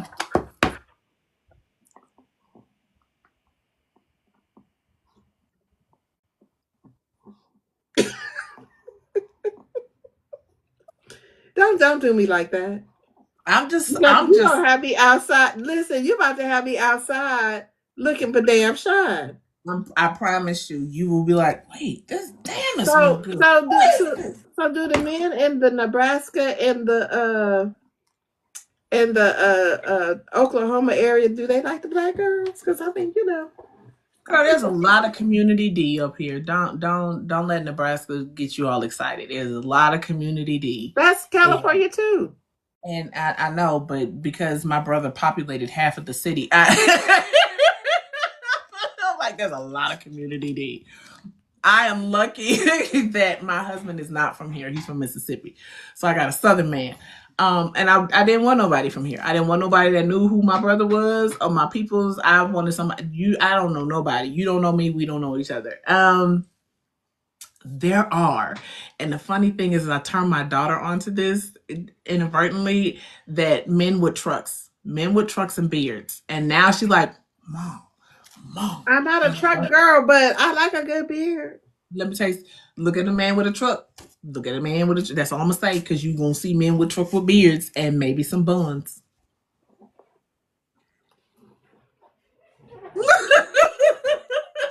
Some beards and, but yes, beards, buns, and beards. That's, and you'll be like driving along, and you're like, what the? Because when they shave their beard off, they don't look the same. But a beard, there's something about a man. Keep the hair on. Don't be trying to. I got dog hair everywhere. This is ridiculous. My husband don't have a full beard, but he got a nice little, and I'll be grabbing him. I need a goatee or something. Yeah, so he got a nice some type of facial hair. I'll be grabbing, like, he's like, what is that? I'm like, it's a man with a beard. So yes, and if he have facial hair and he smell good, somebody gonna get pregnant, and it ain't gonna be me. He gonna get pregnant. He gotta smell good. I need the thing is yes, and something to hold on to. You can't be don't be poking me with your bones. I need something a little sturdy, something that can handle this big girl hair, because I'm a big girl. So my daughter asked me this. She said, when did you fall in love with big dudes? Because my husband is a big guy. And she's like, when did you fall in love with big dudes? I was like, Heavy D. I would wait, lovers in the house. That's a Heavy D. She's like, really? So then I showed her the documentary on him. And she's like, why? I said, because that brother could move. I love a man that can dance. And you can be big. I promise you. I got you. I will lift your belly for you. I'm not playing with you no more. So 2025, 2026, you coming outside? I'm coming outside. Where can the people find you? Because we're going to talk offline. Everybody can find. Okay, so I'm getting ready to change this up because we talked about this, with TikTok going down. Right, go ahead and keep them coming. With TikTok going down, my stuff is still on TikTok Shop. So I haven't restocked book 1 and 2. So for those that want books 1 and 2, you can either hit me up or you can get them from Amazon. I'm getting ready to even switch from Amazon, who prints my books. So I'm getting through this process of moving and shifting stuff. But you can still find me here on TikTok. Right now, my books are on Kindle Unlimited until the 15th. So if you are trying to get through 6 books in a short amount of time, you got a little bit of time. Y'all better get that assistance reader real quick and just go through that story real quick. Listen. Because when I tell you, you're not going to be mad. At all. I was like, what is she putting go? You're going to be mad at me, but you won't be mad. So yes, I'm still here on TikTok. I'm on Facebook and Amazon. And Amazon and Instagram. Those 3 are going to be phased away at some particular point in time. You can also find me on Lemon 8. I'm on Blue Sky. I'm looking at dang, I just opened it now. My brain is like, nope. Fanbase. Yeah, I'm on Fanbase as well. Because I was about to say, I know you're on Fanbase. It's a subscription service. I can't even. Patreon. Thank you. Girl, my brain was like, no. Stop asking me for stuff. So I'm looking into that to give, especially my readers, people want to know like more of my inside stuff, especially when I'm working on covers. I have a few women that are currently in this live. They are going to be extremely upset because they got the covers that are like, so if you have a cover like this is considered old school. This is vintage. This is not what this cover is about to look like pretty soon. Kia's cover has changed. I actually changed Kia's cover from her actually being on the cover to Quinn. So all of my paperbacks will be the guys on the front, the girls are on the back, and then my ebooks will all be the girls. But yes, you can find me on Fanbase. All those social media apps are still there. If I make a shift, I will always announce it. Those that are currently reading, you do want to get in on the Sanctuary and Facebook. The reason why you want to get in there before I leave, and we close this lovely thing out, is there's a giveaway. There's a massive giveaway. I don't talk about it all the time because it's like, not that my current readers are not faithful, but I would like it would be fair but unfair. Like there's a lot in this basket. Don't get it twisted. Yes, there's a nice little cozy blanket that says Nebraska because that's where I'm from. If you like to tickle or you like to have things tickle, this will help with the ticklage. If you are like, I just need a little, oh God, this really plays into book 5. If you need a little zzz in your life and somebody can control it, that's what this is. I give you a little bit of the libations, I want you to have a good time. I don't drink. I don't like the taste of alcohol. So I try to incorporate stuff in this basket that is me. So I have like a bottle of free wine, which is a wine that has like 0.5% alcohol. I like glasses, but I just don't like the taste of alcohol. I'm a coffee and tea girl. I think you said you don't like coffee. I'm a coffee and tea girl, but I put a whole bunch of tea up in here because, it has medicinal purposes. I like my soaps. Somebody is going to, and this has been the bane of my existence. Okay. You have a keychain or bookmark, right? But these keychains have been this whole little like, oh my God. So somebody gets an arcade Renton keychain. Melting, she's in here. Melting Wax is in here. So I try to buy a lot of Black-owned businesses that were here on TikTok. And so they are represented in my Superfan basket. And so you ask, how do you get on the Superfan? One, you have to be a part of the Sanctuary on Facebook because that's where a lot of the interactions go. It's been kind of quiet over there because I've been quiet. But that's where we have our discussions because we do talk about these books. When y'all get mad at me, you gotta have a way to reach out to me because I'm not always on TikTok. So you have the chat groups and then all the ladies that have already read books 1 through 6. They will definitely come in and be like, look, what are we talking about here? Because I don't understand what the problem is. And they will get you going again about stuff. And I'll pop in and I'll just be like, what's the matter? what chapter are we on? What happened? And so what's going to happen here? I'm getting ready to, and hopefully, I want to the goal, which is why it's taking me longer, is I want to drop 7 and then 8, not at the same time, but probably within like a week of each other. And then once 7 and 8 drop, I'm gonna give my readers a little bit of time to digest the last 2, and then we're gonna go in for the super fan base. And this is a good basket. Don't be like she. This bad boy was $10. Okay, so this overall basket. Okay, because It's costly. also is you get, and for some they're like, well, I'll get like, so if somebody had already ordered paperbacks and then you get another set, you can then tell me like, do you want to gift this set to somebody else, or you just want to be greedy and be like, look, this is all me, I won this is my basket. So then you get a whole nother set of the Sounds of Heartbreak series books 1 through 8, and this is like a $300 value. So I'm not cheap. I mean, I dollar and cents it, but I'm not cheap. Do you have a website? That's the other thing I'm working on, is my website, because hold on. Listen, here's the thing. No, and no. Here's the thing. I have it up. It's just I didn't put I wasn't 100% sure about like my ebooks, right? Making sure that I was doing that right. Cuz here's the you get in this because we kind of talked about Darlene Cunningham. She can show you how to do it. Okay.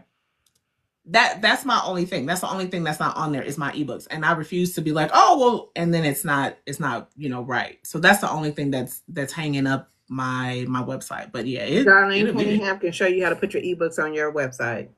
Okay. But you at least need to put your physical books on there. Oh yes, ma'am.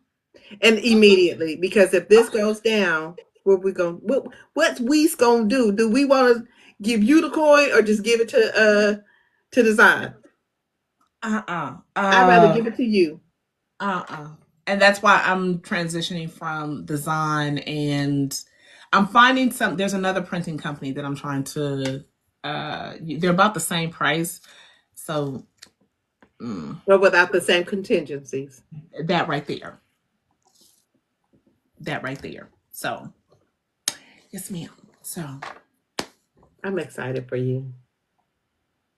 When is book 7 dropping? Book 7 anticipating. Okay. Look, I gotta look at my calendar now. So beginning of March. Soon. Mm-hmm. I usually try to drop it around somebody's birthday, and I have 2 March babies. So my younger son, I was like, yeah, I could have did my February babies, but I was like, yeah, that's doing too much. I'm not gonna do that. So 7 and 8 will be like March. And for those, because I love giving, I'm gonna show you what I gotta give you. Hold on, dang it, flip it, Mila. Okay, that is your cover for 7. I am in love. Yes, that is your cover for book 7, and this is your cover for book 8. First of all, she is giving the lies. She's looking like something is going on. Man, I love it. Listen, this is okay. So the brother with the deep voice, Eric. There's an issue with 2 brothers and some wives in this one, and I was like, Eric, Kia, Sean, and Jana all have an issue here. And eventually, Eric and Jana kind of drop off and roll in here because I need to tie up a whole bunch of Iron Hill Girls stuff. And as you go in the series, you'll see like the Iron Hill sisters, they have a lot of stuff. So this is where I tie this up at.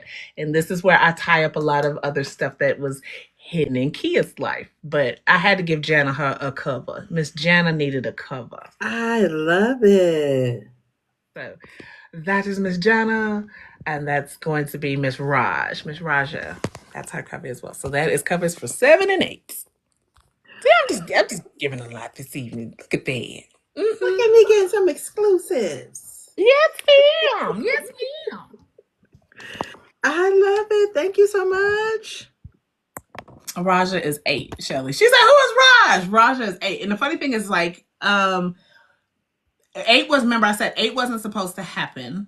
And a reader was like, I feel like there's an 8. So I happened to be on a live. I can't remember what we named her, but I was like, how tall is she? What does she look like? What's her eye color? And I let them build her. And I just so happened to be looking for, I haven't dabbled in AI I've started dabbling in AI, and I know that's a touchy subject with authors. It's like, I don't care what they say. It is what it is. People, when it's like, if you understood how much it costs to do one book, not a whole series, one book. And I don't hate that my stuff is, I was trying to do something, and I'm fine with my books being on Kindle Unlimited, but somebody read book 5, and book 5 is 452 words. That was $1.82 in my pocket. That doesn't even pay for a whole page of editing. So when we feel as authors we're getting shortchanged, we get shortchanged, but we try to keep all of our stuff as free as access to as much, so we can try to rake in the coins. It's like, yeah, that's the goal, but the business side of this, it's a lot. So to put out one book, and I've told people this, I could never do a novella because I'm so detail oriented. Like, I need you to feel and see some stuff. And this is no shade to anybody that does novellas, because you got to come out hitting hard with a novella. That is, I'm a slow burn kind of girl. Dang it, I'm a Titanic your ass. Okay, so that's me. But on the other side of this, where it's like, I do a lot of stuff myself. I do my covers myself. Yes, I have my small team of editors, and they have been great with me, but all that other stuff, that's me, because the dollars and cents have got to make sense. I would have loved to have been on the tour this time, because I know that they've been around.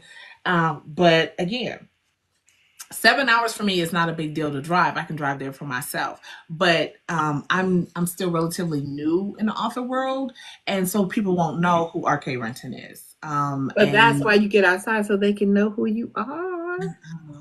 I know. And that's one of the other reasons why I've started doing like a little bit more of my lives, and people get to know me. I didn't, because when I started TikTok, I was a grandma, and I was excited to be a grandma. And then I told people that I was an author. They was like, "You an author?" I'm like, yeah. Yeah, that's how it, because I was around that time. Following. Yeah, I am, and I've said it where I would have loved to have just kind of been in the background about my own life, but if I told you I was shy, you'd be like, she's not shy. If I told you I'm not an extrovert, you'd be like, she don't act like an extrovert, or she's an introvert. I don't act like I don't. No, but I do notice that you're not an outside person. Mm-mm. You like to stay close to home, around in your comfort level. So yes, I would say you are extrovert, introvert. Like, you can talk to people; it's not an issue. It's that you like to be in your own comfort level, and because if you don't like what they're saying, you can cut their ass off. I need to know what the exes are at all times. So it's like, yeah, she's not yet, Shelly. She's gonna be an author soon. Yeah, so. Mm-hmm. 7 and 8 are coming, and yeah. So for those that have read, if you got ebooks or you've read the paperbacks and you're not in the sanctuary, yes, come find me on Facebook. If you can't find the sanctuary, then message me so I could get you in there. And for those, especially if you start with book 1, you need your emotional support person. Jennifer is in there. She will help you through this process. I'm not lying. You're gonna be like, oh, what's that? You need her to be like, you need to go in chat 1 and be like, I'm on page, what the, and we'll pop in, and we'll hopefully. Had I known about the sanctuary, I'd probably been in there cussing, and I'd have been like, I apologize for cussing, but what the hell? No, you wouldn't have. No, you would. So now that you know, get ready, because when you start 3, you definitely gonna need it. Let me see if I can find the sanctuary. She said, "Oh, we go. Yes, we do, Shelly. We help each other. We help each other." And then y'all, and you mad because I'm laughing? Because I'm like, I did I do that? I don't see it. Man, Shelly said, man, just type in anything R.K. Renton, message me, and then I'll get you over there.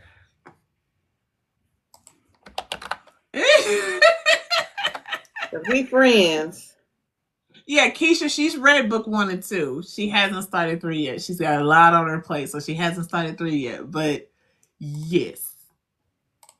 Okay, you know I don't know shit about Facebook. Hold on. Girl, just fine. Fine. You got that?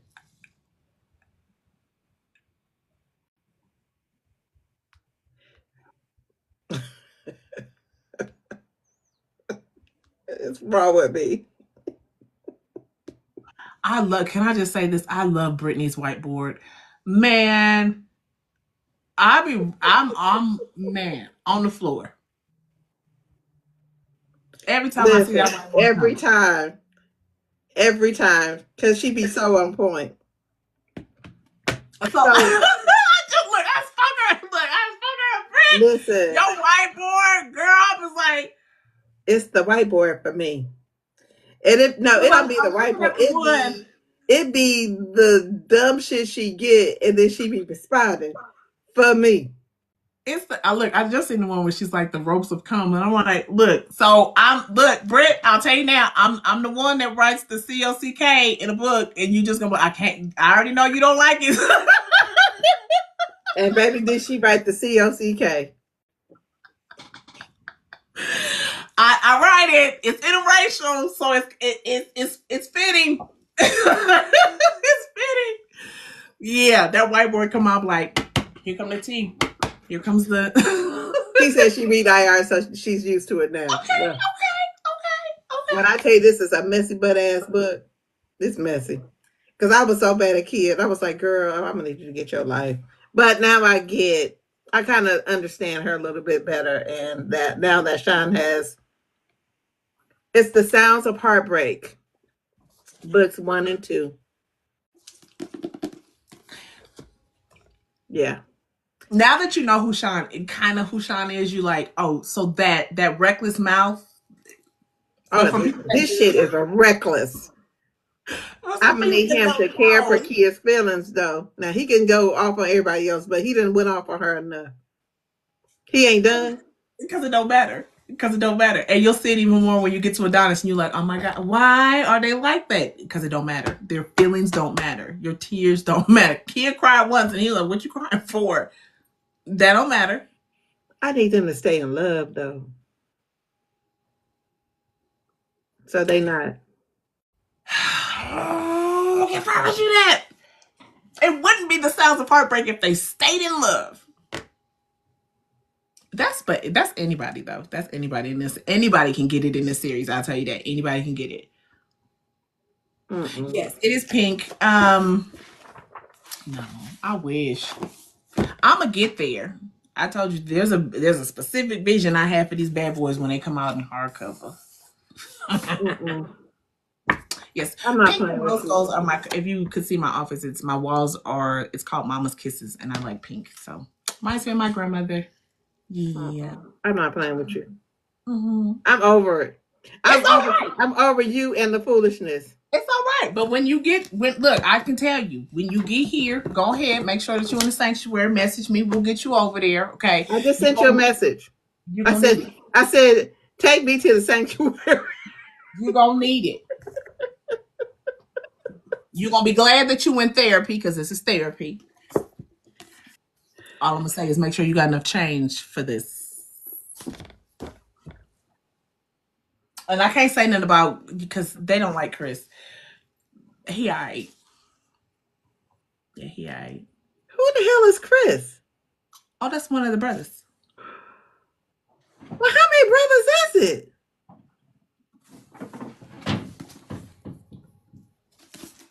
How many brothers is it? Oh gosh. Hold on.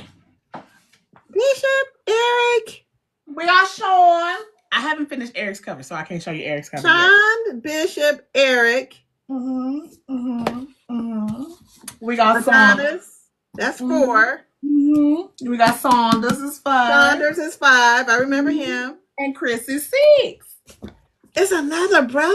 Where was Chris? You'll learn about Chris in 3. He's one. Okay, so you see, like Saunders and Chris, they kind of lay in. You know that they're there, but they kind of lay back in the cut. He kind of one of them lay back in the cut kind of people. Shirley said, "There's a bunch of them. There's a bunch of them." That mama had 6 big ass boys. Yeah, honey. And when you find out the they messy.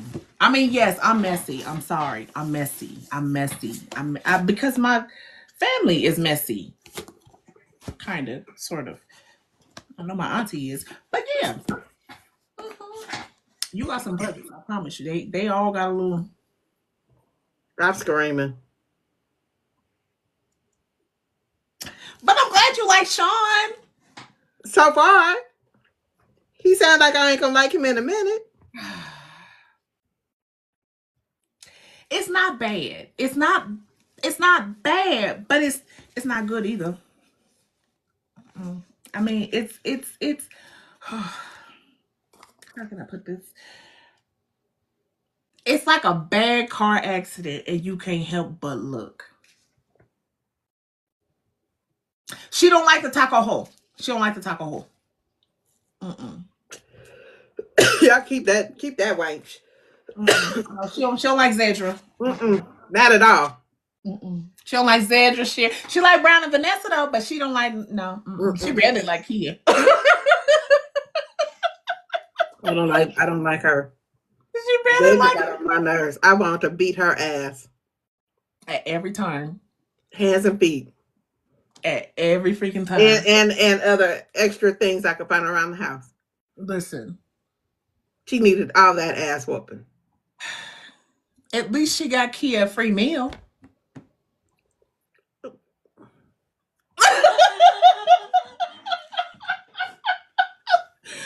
You will not look at me. She got her a free meal. She got her some free tacos. We all like tacos. Nope, I don't give a damn about a taco. You better. She can buy her own damn taco. Look, she. They hate when I do this. I be like, Zetra is the best friend that Kia has ever had. No, she wasn't. She was on some bullshit. Sheila is her best friend. Because if Zedra was there while she was sick, that lady wouldn't have helped that lady like that. She said the lies, ma'am. So, sneak peek. So that particular scene that you talking about, it's revisited in 7. There's so much more that I didn't put in 1. It's like the trickle effect is beautiful. So I got to keep reading. You'll learn something. I love a good, like I love when couples argue. Look, my husband knows this about me. He could say something to me and like the tone will change, and he was like, "I need you to focus." I'm like, "I am focused." And he's like, "No, you're not. You turned on." And I'm like, "You talking to me, but there's a tone, and I don't know how to navigate this." How to navigate it? Because right now I'm turned on. I'm turned on. So let's talk about it. So I love a good fight scene. I love a good dinner scene.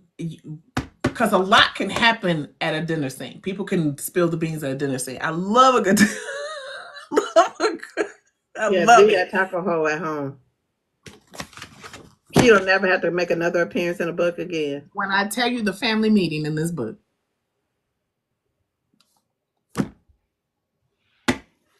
I need to read book 3. I got to. Because I need to know what's going to happen with this damn daddy. I want to tell you to bring your church hat. Listen, Toddy just bought me a new hat. Bring the church hat. And I can't even tell you like the sluttiest kind that you would have, because that's so disrespectful, because they both Scorpios, so you already know they already heated and hot, and yep. So just bring the one that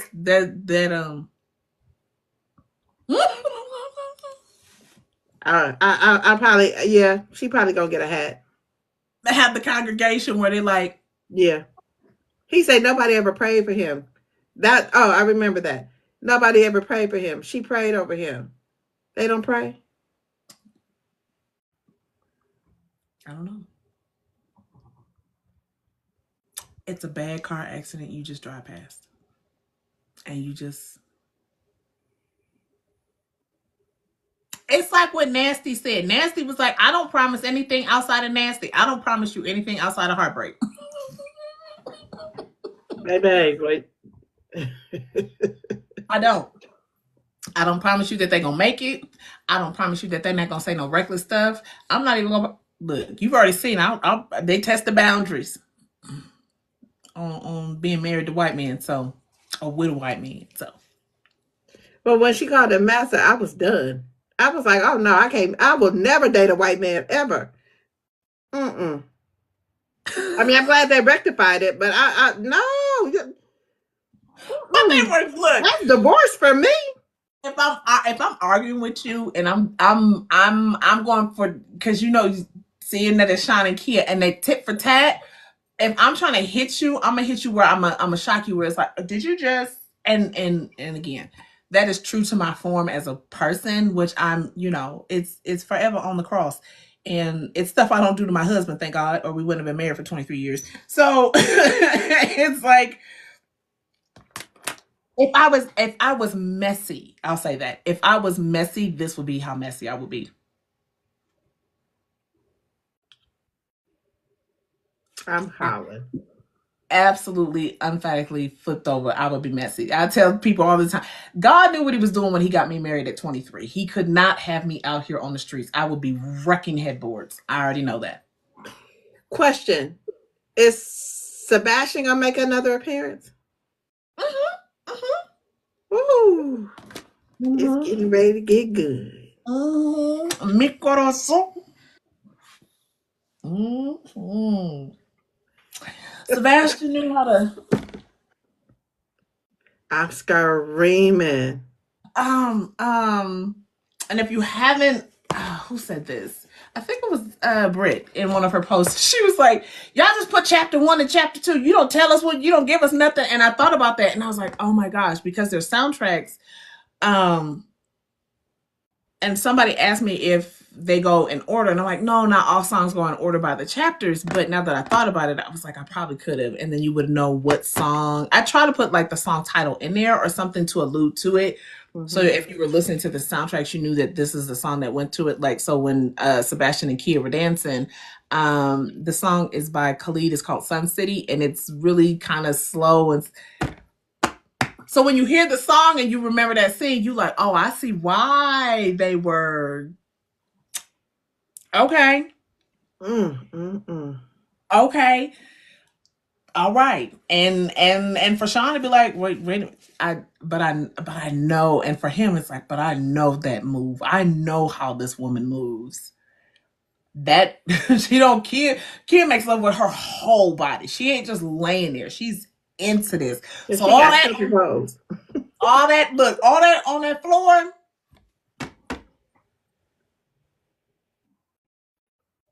She's messing with me.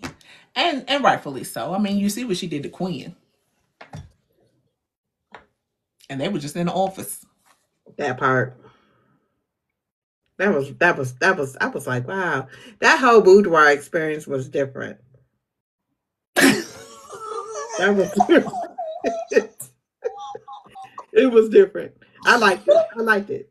Nobody ever says anything about it. That's the crazy part. Nobody ever says anything about it. I think there's the whole boudoir experience was different. Like, they really in here getting ready to get busy. And she got globes. Right. So my sister from another mister is probably the only person that ever said anything to me about it. She's like, that is probably the only book that I've ever read where there was duel going on at the same time. And I was like, was it executed? This was like in early stages. I was like, was it executed right? I said, because I want the thing that you know that kind of happens between Sean and Kia, but you don't know what happens between Sean and Kia is that particular scene, right? So it's like, what else could she be doing to pull her into this space where she remembers this moment with this man? She's in her zone. She's in her zone. You know how you are when you work and you like, yep, that's it. I'm in my zone. And so your mind is free.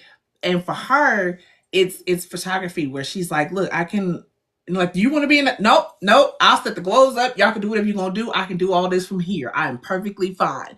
And to be in that space, Yeah, and then because to me it would stop their flow because somebody's in the room.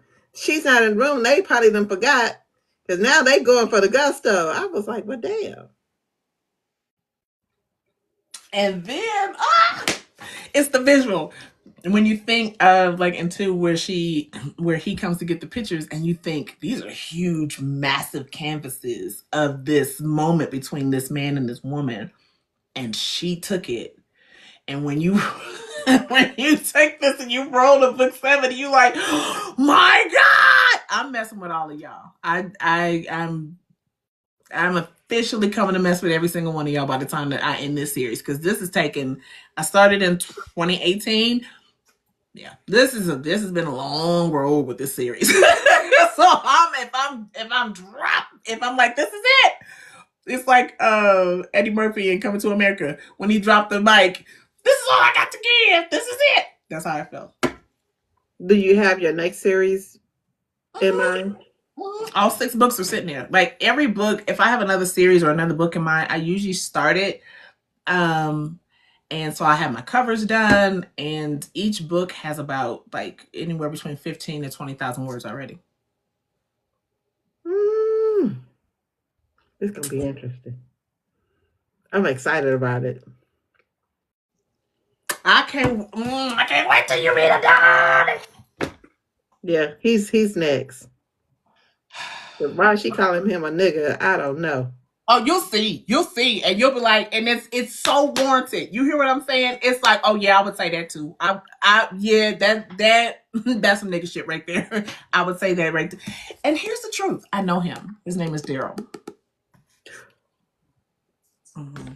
He keep cutting his hair. I tell him, I said, if he was to ever come to a book event, they know Adonis. They don't know you.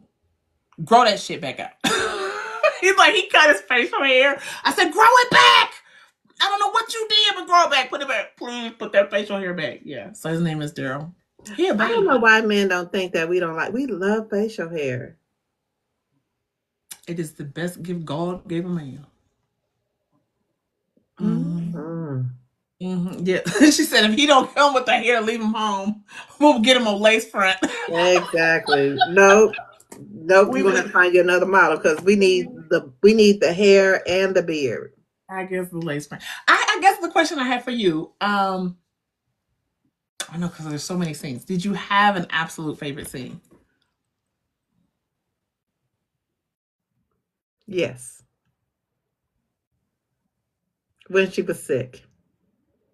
I Really? like that because that was the most care that he showed her. Like he was like worried. He was compassionate. He was not leaving her side. And when she tried to leave her side, them people was like, nope, you take your ass right on back in there with her. And you make sure. I really did love that scene. I did. I really liked the scene when they broke the bed. I was like, y'all nasty. Y'all nasty. You know, I'm a nasty girl anyway, so y'all nasty. I loved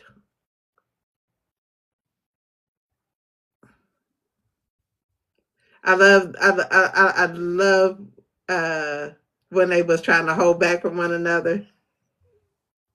She was teasing them. I love that.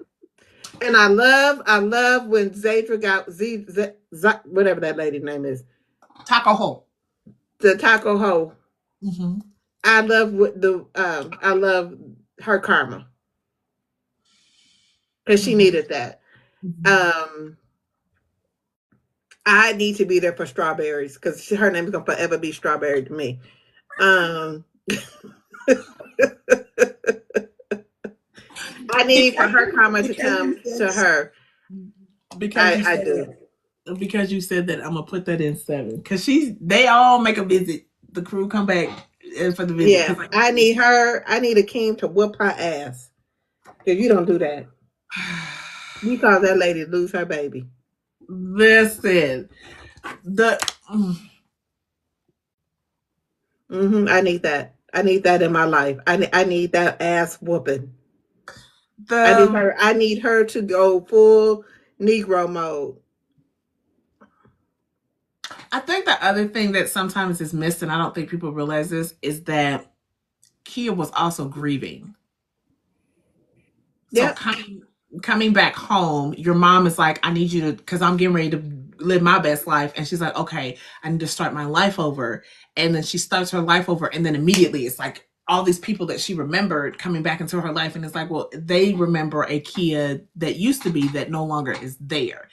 And without giving regards to her, even though you know the story, without giving regards to her, even Zedra, you could tell that Zedra didn't give any regards to her grieving friend. Right. And um the moments where that are absolutely frustrating for people with kids, it's like it's not that she's just uncertain in love, she is grieving. Right. you I've never, even in the moments where I've lost loved ones and I've gone through a lot of stuff where I've been grieved. Your mind. I remember when I lost my nephew, I stood in a grocery store for almost 2 hours in this particular aisle, not even remember what the hell I was in there for. And I was like, and the lady was like, "Are you okay?" I said, "I have no idea." And I said, "I can't leave the store until I figure out what the hell I'm doing here." She said, "No, but are you okay?" And so when I told her what had transpired, she's like, "Oh my God." So to have, she will always have that dream. We always have these dreams, right, of goals and visions and things we want to do. But then when life gets to life and it shows up unapologetically, it does not care what you have on the plate. It's like, oh, we can knock all that over. We don't tend to our heart. And Kia didn't have the opportunity to tend to her heart because even her mama comes with some selfish motive, like, I'm getting married. But mom, like, huh? And then you have old everybody. Can you grab, taking from her and never pouring into her. So unfortunately, when she gets to Sean and their interaction, it for her, it's like, it's too much. Because she could see herself. That's true because nobody really poured into her. Nobody but Sheila. Mm-hmm. Sheila and Vanessa. Mm-hmm. And people You don't can like see because Vanessa, you could tell Vanessa wanted her to win. Mm-hmm. Even more so than Brown. Mm-hmm. And while she could go to CJ, and disconnect, she didn't always want to have. I'm one of them people where I want to be your friend and I want to be there for you, but I also don't want to, the Bible says you can wear out your welcome. I don't want to be that kind of person either. So Kia was like, well, especially with CJ, because she could completely disconnect. I don't always want to lean on her like that. I want to be the friend that she needs. CJ got a story coming too, but that's not until next series. But she wants to be, again, she goes back to that, like, I want everybody to be happy, but nobody really wanted her to be happy. And that's sad. But that's family do that. So imagine when you got your I've lived that friends. life. Like she said, and look, Jennifer was like, I can't stand Vanessa. But then you have your friends, and one of the songs on the soundtrack is TLC's "What About Your Friends?" What about them? If you see me and I know, and I'm going through, I don't need you to be here to hold my hand, but damn, a quick text or a phone call, like, girl, I see you, or you We popped was up. on my mind just checking in. I'm checking it, right, like that. Sometimes that feeds us so much that, like, man, somebody thought about me enough to just call me. And for me, because I'm a me by myself, all me by me, and not have sisters. Like, I have a cousin, and me and my cousin, my God, like, but she lives in another state. So most of my girlfriends live in different states. So I don't have, like, girl, let's go. I don't have that. I don't have So that either. it does, I feel like it does something to us as women when we don't have someone to immediately connect with. Like, sometimes I don't need you to talk to me. Just sit in the same space with me. I have sisters. I have sisters and cousins, and they're here, but I don't have anybody that's here that really is like invested besides my younger sister. She's in, but she got all shit. Mm-hmm. I you know, my aunts. I can't say I don't have anybody, but as far as friends, I don't have any.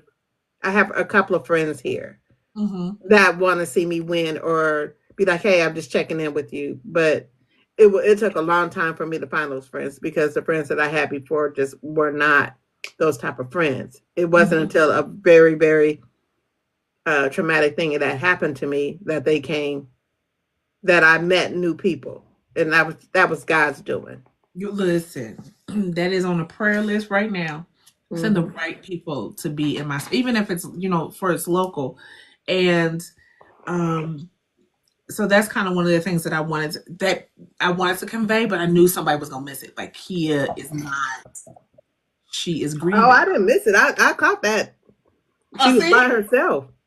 By herself and grieving. Yeah, the grieving part, like when you Because it's like nobody really cared that she was grieving.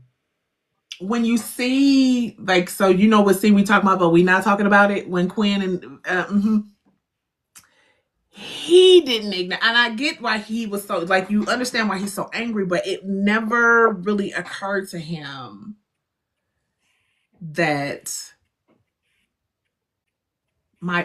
forget us being what we were, my friend, my friend, my friend. And I think it's the thing that even with me and my husband, like, I don't always wear my wedding ring, and people are like, I'm like, no, because it's a ring. It's just a ring. Like, we're past that.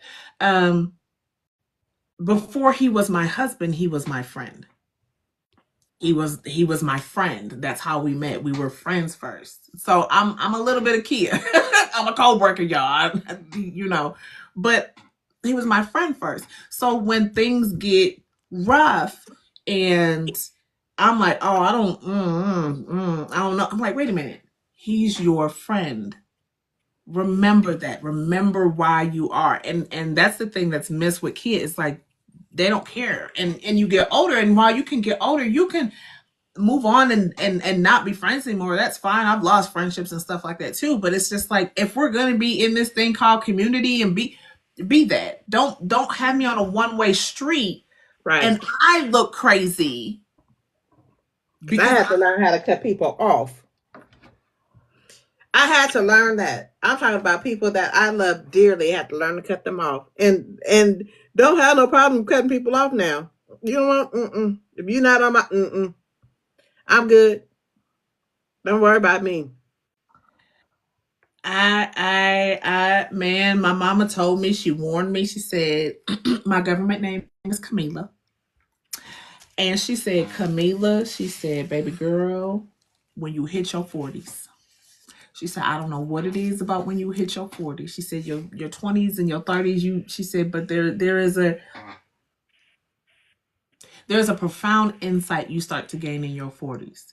And you realize, not like your life is ending, you just realize how important your time is. And the people that you gave your time to, you start taking stock of that, and you realize, I poured more into this stock and the investment is not giving a return. And I was just like, well, dang, mama. And when I started applying that to my friendships and stuff, it was like, oh, people were falling away. And I think maybe funny, kind of haha, not, is I didn't even have to pay for it. God started stripping people away. And that's what he did for me. Because listen, I was like, Lord, I don't like this situation. I'm gonna need you to help me fix it because I'm not strong enough to do this. And did. Girl, I'm sitting here and I'm like, what is that smell? Sean. Girl, Sean is girl. Like, what is it? My husband can't come in the office. Like, he'll do it every now and then. He'll come in the office like freshly showered and cologne, and I'm like, get out of here. It is so, it's diabolical, because I'm one of them people, like, if you mess up my focus, I'm fighting you. But I'm a sucker. Like, man, look, we talked about it, buns, beards, and add cologne in that. And you gotta have a nice smile too. You notice the Kim ain't really wasn't ugly, but he wasn't now bad. but he wasn't. Yeah, He said, "We are not together. We are just hanging out. We just date. We're just outside. Get it through y'all heads. I done told y'all 11, 12 times." Repeating yourself to people who think, but then of course, that's just them being messy anyway. It's like if I can get some trouble started, like with Zedra when they were at Club Bajana, she was getting the wheel started, and she's like, "What you doing?" Here we go. Girl, that is crazy. So yes, in true form, if I was a messy person, this would be how messy I would be. I'm not messy. I ain't that messy. I'm messy, but I ain't that messy. And I'm not either. I wouldn't say I'm messy. I'm nosy. I just be wanting to know what was said. I'm not messy because unlike Sean and them and their mouths, I can't say something to you and not. It's not the apology that I can't do, because I can apologize when I'm wrong. I just can't think that if I say something to you that karma won't come hit me in a way that I can process that. So I'm very careful with what I say to people. Like if I'm mad at you, you'll see it on my face before I ever speak it. And if I don't say it immediately, it is because I promise you I am going back and forth with the Holy Spirit on how to cuss you out. And he's like, you can't say that. And that's going to hurt too bad. And that's going to hurt too bad. You can't say that either. You got to find another way to deal with your emotions. So I'm really big on my words. Not necessarily in here. Absolutely not in there. But that's your release, though. That is a release. Baby, if you want to be messy, you can create some imaginary people and let them be messy. This just looks like pent up messiness, right? And it is. And is. And is. And is. And is. She's like, she has a lot to say. I do, because I just hit 100,000 words, 130,000 with book 7, so I got a lot. There's a lot of pent up messiness, So when Kia gets called, about her orangutan titties,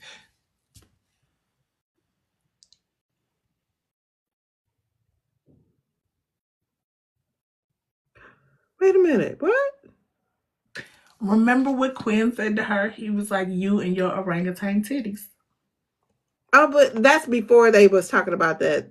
Oh, yeah, I remember. He need his ass beat too. That's why he not with her, and Sean came and got her. Oh my God. Something Sweet's husband. How are you, sir? Are you ready to eat dinner? That's my man. That just popped in here. See, my whole demeanor changes with that man. As it's supposed to. Well, I'm giving her to you so she can go. Y'all can have dinner. We're going to end this broadcast. Thank you so much for coming on. I appreciate you. I was so nervous. I was like, I'm nervous. Why am I nervous? Why? I don't know. It's me. I know. And it's not like I've never talked about my books before. I don't know. It just felt all official. Because it's considered podcasting. We're live. But no, you're live all the time. I don't know why. I know. I don't know why people be nervous. You're not the only one. I was like, why are you nervous? It's just me. I'm a regular person. And I don't know. Speaking, it just was like, and it wasn't like a long. I was just like, really? Why are you nervous? Girl, get it together. You talking about these books. You know these books. Whatever. Stop it. I don't know. Thank you for coming. Thank you for having me. This is fun. Look, so I will let you know when everybody knows. I will let y'all know when 7 and 8 drop. And I'll make sure we get you over to the sanctuary so you can have your emotional support person in there. Because I'm going to need it. Shannon was like, I thought y'all froze. Oh, because we got silent and we were both like. Because I was looking at her like, I know you fucking lying. I forgot about their orangutan breast. Yeah, he's like doing your orangutan titties, and it's like that's you hitting below the belt, brother. Yep. You hitting below the belt because that's not even. But he did too much. And that's why she should have left his ass right where he was. But it's the back and forth that's so beautiful. That's reckless though, because again, it's like it's the thing that she said to him. She said, "But you keep coming to me. I'm not coming to you." And she's like, "Oh my God, why do I keep falling for this? What is wrong with me?" She Which is should have why, never went on that trip to LA, but she went. I girl, mean, to wherever she went, to LA or wherever they went to. She should have never went on that. But she went. And I mean, she should have, I mean, she had a good time, but she shouldn't have went. but did she have a good time? Did she? Did she? Did she? I mean, she had fun with the activities. That's about. That's all I got for you. Look, eating was probably the highlight of that vacation. Okay, because did she? Because then what did she come back to? I mean, by that other day, and she went and got that other room. Unfortunately, you're kind of like, when does it get better for her? Because it just kept tumbling and tumbling and tumbling and tumbling. She gets and she leaves to go out of town, and now she's doing business. And I think, oh God, favorites. Okay, I'm gonna say this and then I'm gonna shut up. One of my other favorite scenes is when she walks into the room and all the big brothers are there, right? And she's getting ready. She's doing their shoot, and she sees Sean again, and she's like, "What you?" Okay, whatever. So then she starts messing with him again, and so she said, "Open your legs." Oh, and she goes between his legs and takes the picture. Yeah. Yeah, and, and Adonis is stupid behind. Like, yeah, I know what she was doing that for, but it was dope though. It was dope. If I'm playing with fire, because you see Kia likes to play with fire. If I'm playing with fire, I'm gonna make it to my advantage, and you won't even know I'm really doing But it. what she does is she plays with fire and then she just burns you. I'm so glad somebody finally said it, because it Yeah, she makes me look burns like you. this girl has no like nothing to her, and it's like, no, it's not. It's like she just picked her moments to do it. Yeah, because when she got dressed up, and they was like, "Oh, she dressed," and they were still. She was like, when she left, I was so mad at them people at that dinner. Mm-mm. But she came in there looking like $1 million damn dollars, Let me tell you, that walkaway was beautiful. baby. And I know they was mad about it. She was like, "I'm walking with my way," and I love that she walked with her head held high. I did. I love that. So So for those of y'all that haven't had the privilege of reading The Sounds of Heartbreak, it's messy. That's all I'm gonna say. it's messy, and yeah, it's appropriately titled. And I did it on purpose. I'm not playing with you. I tell everybody that. I'm not playing with you. No, ma'am. I'm not playing with you. Oh, where is it? Oh, is it? No. Oh, you can't see it. It's the top. It's this one right here. Some of my readers got this one for my birthday, so it's the soundtracks that's on here. Like if you scan it, so if I go to BookedandBizzie, then it'll be there, and you can scan all the soundtracks. But it says hashtag I did it on purpose. No, I mean it. I did it on purpose. Mm-hmm. Deliciously messy. Absolutely. Absolutely. All right, you guys. Thank you so much for coming on. This interview in its entirety, it will probably be broken up in parts. Will be on YouTube probably by Sunday. Okay. Thank you so much. Make sure you follow me, Booked and Busy. And on Sunday, we have content creator Latoya Watts. Bye, y'all. Happy reading.